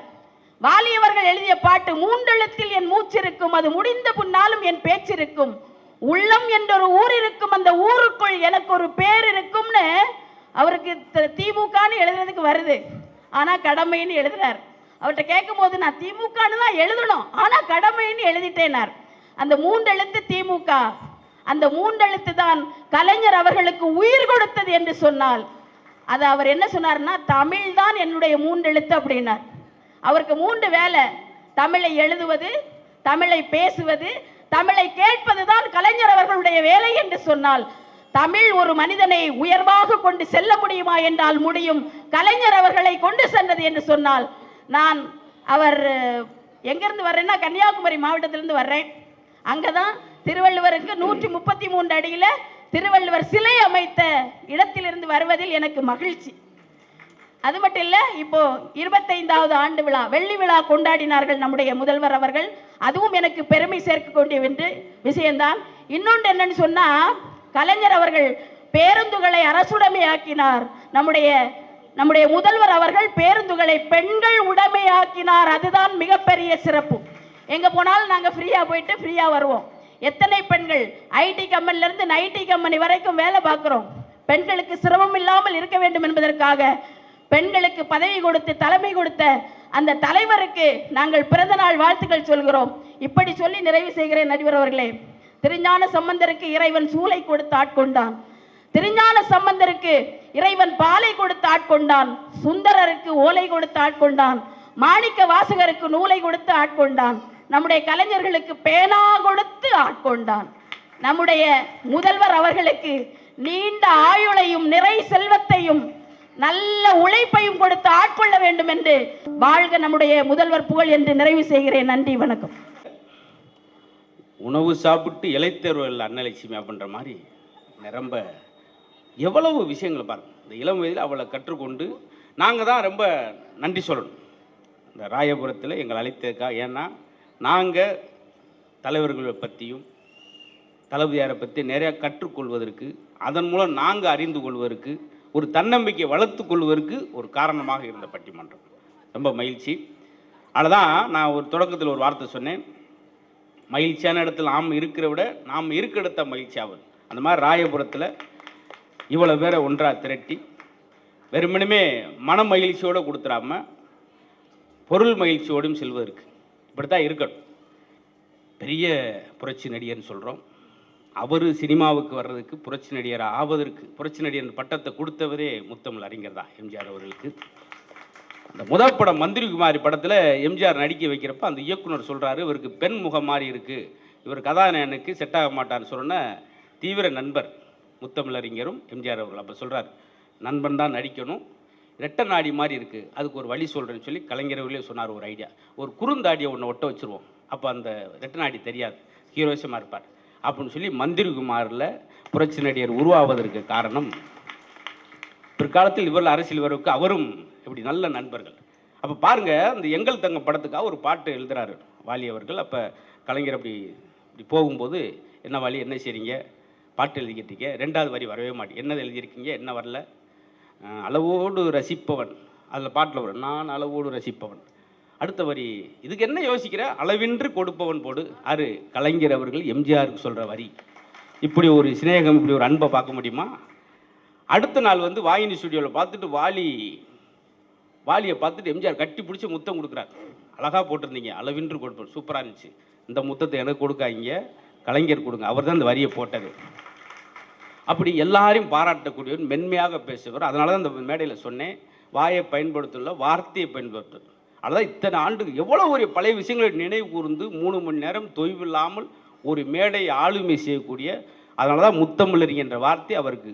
பராசக்தி படத்தை பார்த்துட்டு பராசக்தின்னு சொல்ல, கலைஞர் சக்தி தான் சொன்னாங்க. அதுதான் கந்தனுக்கு ஆறுமுகம், கலைஞருக்கு ஏர்முகம், நம்மளுடைய தளபதியாருக்கு எப்போதுமே ஆசை முகம், அன்பு முகம், மக்களுடைய அன்பை பெற்று 100 முகம் கூட சொல்லலாம். அவ்வளோ பெருமைகள் சார். இவங்க கடின உழைப்பெல்லாம் சொன்னாங்க. யோசிச்சு பாருங்களேன். நான் ஏற்கனவே சொன்னேன், கிட்டத்தட்ட 26 மணி நேரம் பயணம் செய்து 26 நாட்கள் 1500 மேடைகள். ஏன் திரும்ப திரும்ப சொல்கிறேன்னா, அது புதுசான திட்டங்கள். நமக்கு நாம திட்டமாக இருக்கட்டும், கிராம சபையாக இருக்கட்டும், அவங்களோட நின்று பேசும்போது கிடைக்கிற. இப்போ இந்த நிதிநிலை அறிக்கையில் கூட பாருங்கள், தாய் தகப்பன் இல்லாத பிள்ளைகளுக்கு அதுவும் 17 வயசு கீழே இருந்தால் மாதம் 1000 ரூபாய், அதுக்கு மேலே இருந்தால் அவங்களுக்கு கல்வி நலத்திட்டங்கள். கணினி எல்லாரும் எளிய மக்களால் வாங்க முடியாது. கம்ப்யூட்டர் பதறுவேன் வீட்டில், முடியாது அவங்களால. அவங்களை எளிமைப்படுத்திருக்கு கணினி, லேப்டாப்னு சொல்லக்கூடிய விஷயம். அது மட்டும் இல்லாமல் டேப்னு சொல்லி இப்போ புதுசாக அட்வான்ஸாக வந்த விஷயம் எல்லாத்தையும் போத்துருக்கு. டிரான்ஸ்ஜெண்டர்னு சொல்லி அழைக்கக்கூடிய திருநங்கைகளுக்கு அரசு பணி. இந்த இடத்துல கைதட்டுங்க. ஏன்னா அவங்களுக்கு காலங்காலமாக அவங்கள பிச்சை எடுக்கவே வச்சிருக்கும் அங்கங்கே பஸ் ஸ்டால். அதை பார்த்தா எப்படி இருக்கும் தெரியுமா? அந்த வார்த்தைகள் முன்னாடி சொல்லும்போது அந்த வார்த்தைகளை மாற்றினார். அதனால தான் ரொம்ப தமிழுடைய மகத்துவம் என்னன்னு பாருங்கள். ஒரு வரி சொல்லிட்டு அப்புறம் நம்ம தீர்ப்பு சொல்லிடுவோம். ஐநா சபை அந்த என்ட்ரன்ஸில் நுழைவாயிலில் அமெரிக்க ஐநா சபையில் ஒரு வாசகம் எழுதணும். அது யாரையும் காயப்படுத்தாத ரொம்ப புனிதமான ஆரோக்கியமான நல்ல வார்த்தையாக இருக்கணும், ரொம்ப சுருக்கமான வார்த்தையாக இருக்கணும். எந்த மொழிகள் இருக்குது? 6800க்கும் மேற்பட்ட மொழிகளில் எந்த மொழியில் இருக்குன்னு தேடி எடுக்கும்போது கடைசியாக என்ன எழுதுனாங்க தெரியுமா? ஐநா சபை வாசலில் யாதும் ஊரே யாவரும் கேளின்னு சொல்லி கவிஞர் பூங்குன்றனார் எழுதிய விஷயம். ஆனால் எழுத்து சூப்பர் ஸ்டார், பேச்சு சூப்பர் ஸ்டார், ஆளுமை சூப்பர் ஸ்டார். அவரை உட்கார்ந்து அருகருகிலே பார்த்து பழகி பக்குவப்பட்டனால தான் தளபதியார் அவர்களும் இந்த உயர்வுக்கு வந்திருக்கிறார். சொன்னாங்க பார்த்தீங்களா, ஒரு நல்ல விஷயம். உழைப்பு. தன் விரல்களால் 1 கோடி பக்கங்களை எழுதியிருக்க ஒரு எழுத்தாளர் இருக்கிறார் என்றால் அதுதான் முத்தமிழ். அப்போ எப்படி இருக்கும் பாருங்க ஆளுமை. செய்யுள் நடையில் இந்த சினிமாவை பராசித்த எளிய மக்களுக்கு போய் சேரும் வண்ணமாக அன்னைக்கு அப்படி தான் இருந்தது. எம்ஆர் அவர்கள் படங்கள்லாம் பாருங்களேன், மூட நம்பிக்கையை ஒழிக்கிறதுக்கு அவர் மாதிரி நகைச்சுவைகளும் செய்ய முடியாது. ஒரு படத்தில் பழைய பாண்டிய படத்தில் ஒருத்தனை போட்டு அடிச்சுக்கிட்டு இருப்பாங்க. அப்போ அந்த பக்கம் வருவார், டேய் ஏண்டா அவனை அடிக்கிறீங்க, கடனை திருப்பி தர மாட்டேங்கிறாயா, ஏண்டா கொடுத்தீங்க, இல்லேன்னு கேட்டான் கொடுத்தவங்க, இல்லை வேண்டாம் கொடுத்தா எப்படா திருப்பி தருவேன், பேசிக்கலே ப்ராப்ளம். சின்ன விஷயத்தை இவ்வளோ நாள் நம்ம கண்டுபிடிச்சிருக்கோமா, இல்லாமன்னு கேட்குறேன், அப்படியே கொடுத்தா எப்படி திருப்பி தருவேன். எவ்வளோ அழகான விஷயம் பாருங்க. இது மாதிரி அந்த பராசக்தி படத்தில் அவ்வளோ விஷயங்களை கொண்டு வந்து இன்னமும் அந்த நேரம் வாய்ப்பு கேட்டு போகிறப்ப சினிமா நடிகர்கள் பேசக்கூடிய வசனம் பராசக்தி படத்தில் வர வசனங்களும் மனோகரா படத்தில் வர வசனங்கள் தான். ஏன் அதுக்கு முன்னாடி பேச வேண்டியான தமிழை எளிமை நடையில் கொண்டு வந்தோம் அவருடைய புதல்வர். அதனால் அவங்க நான் துக்ளக் ஷோவை சொன்னேன், விமர்சிக்க முடியாத ஒரு மனிதர், அவரே ஆச்சரியப்படும். அதேபோல் காஷ்மீர் முதல்வர் பரூக் என்ன சொல்ல தெரியுமா, இவர் ஒரு மாநிலத்தில் முதல்வராக இல்லாமல் தேசிய அரசியல்வாதியாக வர வேண்டும் என்று சொன்னார். பார்த்தீங்களா, அவருக்கே தெரிஞ்சிருக்கு அவருடைய ஆளுமை பற்றி. ஏன் நம்ம அந்நியார்கள் என்ன சொல்கிறாங்க, எனக்கு பிடித்தவர் என் உயிர் அப்படின்னு சொன்னால் நான் தளபதியை சொல்வேன், தளபதிக்கு உயிர் என்றார் அது தொண்டர்கள் தான் என்று சொல்லி அந்நியாரே அவரும் நானும் பூக்கில் சொல்லியிருக்காங்க. கலைஞர் என்ன சொன்னா தெரியுமா, இன்னைக்கு தளபதியார் அரசியலுக்கு வந்திருக்காருன்னா அது நான் வர வைக்கல, இந்திரா காந்தி அம்மா வர வச்சாங்க. அவங்கள தான் மிசா சட்டம் போட்டு அவரை உள்ள தள்ளி அரசியல்னா என்ன, அனுபவம்னா என்ன, கஷ்டங்கள்னா என்ன, எவன் ஒருவன் புண்பட்டவனோ அவன்தான் எதிர்காலத்தில் பண்பட்டவனாக எழுந்து நிற்பான். அந்த மிசா சட்டத்தில் பாருங்கள், கல்யாணம் அன்னைக்கே போய் ஓராண்டு காலம் ஒருமை வார்த்தையில் போடா வாடான்னு பேசுவார்கள் அந்த செயல் அதிகாரிகள். கூழ் கொடுப்பாங்க, களி கொடுப்பாங்க, ஒரே அறையில் 5-6 பேர் படுக்கணும். அவ்வளவு அடி தடி, எங்கெங்கே அடி விழுந்தே தெரியாது. அதில் ஒரு முக்கியமானவர் நம்முடைய பண்பாளர் சிட்டிப்பா அவர்கள் இறந்தே போயிறார். ஆற்காடு வீராட்சியம்மை போன்றவர்களாம் கூட இருக்கும்போது இறந்தே போயிறாங்க. அப்போ முத்தமிழ் கலைஞர் அவர் பார்க்க வர்றாரு. எல்லாரையும் பார்க்க வர்றப்ப எடுத்தோன்னே என் பையன்னு போய் பார்க்கலாம், தளபதி யாரை எடுத்தோன்னு போய் பார்க்கல, எல்லாரையும் பார்த்துட்டு நிறைவாக வரும்போது தான் பார்க்க வர்றார். அப்போ அப்பா பார்த்துருவாருன்னு சொல்லி அந்த வேட்டியை எடுத்து அப்படி காயமெல்லாம் தெரியக்கூடாதுன்னு பொத்தி வைக்கிறார். ரொம்ப காயமாப்பா அப்படின்னு கேட்குறாங்க. சொல்கிறீங்களே, உழைப்பு இல்லாமல் தியாகம் இல்லாமல் இந்த முதல்வர் பதவிக்கு வர முடியுமா? எவ்வளோ அடிக்கலாம். அதுவும் போக அவர் பேசும்போது இப்போ ஒரு காணொலி பார்த்தேன், என்னோடு வாருங்கள், என் தொண்டர்களை பார்த்து என்னோடு வாருங்கள் என்று நான் அழைக்க விரும்பவில்லை, வாங்கள் எல்லோரும் சேர்ந்து போவோம் அப்படி தான் சொன்னார். அப்படி யார் பேச வரும் பார்த்தீங்களா? அதுதான் பெரியார் அவர்கள் இடுப்பில் இருந்த துண்டை தோளில் போட வைத்தார். தலைவர் கலைஞர் அவர்கள் தோளில் இருந்த துண்டை தலைப்பாகையாக மாற்றினார். தளபதியார் அவர்கள் தலைப்பாகையை மக்களுக்கு கிரீடமாக மாற்றினார். நிரம்ப சொல்லிக்கிட்டே இருக்கும்போது வழிகாட்டு முதல்வராக இல்லாமல் வாழ்ந்து காட்டும் முதல்வராக சிறு சிறு துறையில் வெற்றி அடைந்தவர் கூட அழைத்து அவர்களுக்கு பரிசு கொடுத்து 1 கோடி ரூபா கொடுத்து செஸ்ஸில் வின் பண்ணுறானா வர சொல்லுங்கள், பாராட்டுங்க. சிம்போனி முடிச்சுட்டு வந்திருக்கார் லண்டன்லேருந்து இளையராஜா அவர்கள். போய் பார்ப்போம். நேரடியாக இவர் தேடி போய் பார்க்குறார். சார் இசை நாணி, இசைக்கு எவ்வளோ ஒரு மரியாதை கொடுக்குறாரு பார்த்தீங்களா? இப்படி சின்ன சின்ன துறையில் வெவ்வேறு பகுதியில் திறமை பெற்றவர் அழைத்து அவர்களை ஓடோடி சென்று பாராட்டி மகிழ்கிற குணம். நிறைவாக சொல்லி முடிக்கணும். நிர்வாகம் நிறைய சொன்னேன். நிதிநிலை அறிக்கையில் தாய் தப்பில்லா பிள்ளை சொல்லியிருக்கோம். பெண் குழந்தைகளுக்கு தட்டு தடுமாறி வந்து எங்கே தங்கன்னு தெரியாமல் ஜெயிக்கணும். வீட்டில் அப்பா அம்மா கஷ்டப்படுறாங்க, கிராமத்தில் இருக்கும், நகரத்துக்கு சென்னைக்கு போகணும். நம்மளும் அப்பா அம்மாவை காப்பாற்ற நினைக்கிற பெண் குழந்தை வீட்டில் 2 பெண் குழந்தை மட்டும் இருப்பாங்க, படிக்க வச்சாச்சு, தங்குறதுக்கு வந்து இடம் இல்லாமல் இருக்கிற அதை கூட யோசித்து தோழி விடுதி என்று சொல்லி வரப்போகிறது இந்த நிதிநிலை அறிக்கையில். அதையும் பார்க்கலாம். முதியோர்களுக்கு அதில் கொத்தனார் வேலை பார்க்குறவங்களுக்கு பாருங்கள், 40 வயசுக்கு மேலே இலவச பரிசோதனை செய்து கொள்ளலாம், உங்களுக்கு காப்பீடு இருக்குன்னு சொல்லி ஒட்டுமொத்த துறையும் எங்கெங்கெல்லாம் சிறப்புற அத்தனை துறையிலும் இந்த நிர்வாக பொறுப்பு இவங்க சொன்ன மாதிரி. ஆனால் நிறைவாக அவங்க இந்த அடியில் பேசும்போது ஒரு விஷயத்தை சொன்னாங்க. தன்னுடைய இளம் வயதில் அப்போ இவருக்கு வந்து அரசியல் வாரிசு என்று பேர் வந்துடக்கூடாதுன்றக்காக அது மறுக்கப்பட்ட போது, முத்தமிழ் கொடுக்காத போது அன்பகம் கட்டடத்தை எப்படியாவது வாங்கன்னு சொல்லி ஊராக அலைந்து திரிந்து நிதி திரட்டி அன்பகம் கட்டடத்தை தலைமைச் செயலமாக மாற்றியதால் அன்றைய தினம் தொண்டர்கள் சொன்னதான் தளபதி என்ற வார்த்தை. அதான் இந்த வரை. ஆக உழைப்பு அன்று சிந்திய ரத்தம். அவர் ஒரு நாடகம் சினிமாவில் நடிச்சிருந்தார். அதே போல் இன்று வரை அந்த போராட்டம் தொடர்கிறது. அதான் கலைஞர் விட்டம் உங்களுக்கு தளபதியார்கிட்ட பிடிச்ச விஷயம்னு கேட்கும்போது 3 வார்த்தை தான் முத்தாய்ப்பா சொன்னார். 1 உழைப்பு, 2வது உழைப்பு, 3வது உழைப்பு. ஆக நிர்வாகம் எல்லாமே சரியாக இருந்தால் கூட ஒரு சின்ன இடத்தில் மிகுதியாக வருகிறது. அவர் தியாகமும் தொண்டும் தான் அவரை நிலைநிறுத்தியிருக்கிறது, மக்களுடைய பாராட்டு பெற்றிருக்கக்கூடியது. இந்த பூமியில் உயிர் மாறும் வல்லை ஓடி ஓடி இடம் பிடிக்கிறது இல்லை சார், நிலத்தில் இடம் பிடிக்கிறது இல்லை, மனசில் இடம் பிடிக்கிறது. அந்த மனசில் இடம் பிடிச்ச முதல்வருக்கு பிறந்த நாள் வாழ்த்துக்களை சொல்லி அவருடைய சீரிய தொண்டும் அன்பும் தான் அவரை இந்த அளவுக்கு கொண்டு வந்திருக்கு என்று சொல்லி இந்த ராயபுரத்தில் எங்கள் அழைத்து பெருமை சேர்த்திற்காக ராயபுர கலைப்பத்திற்கும் மாவட்ட செயலாளர் உள்பட எல்லா முக்கியஸ்தருக்கும் நன்றி சொல்லி உங்கள் முன்பு அன்போடு விடைபெறுகிறோம். நன்றி, நன்றி, வணக்கம்.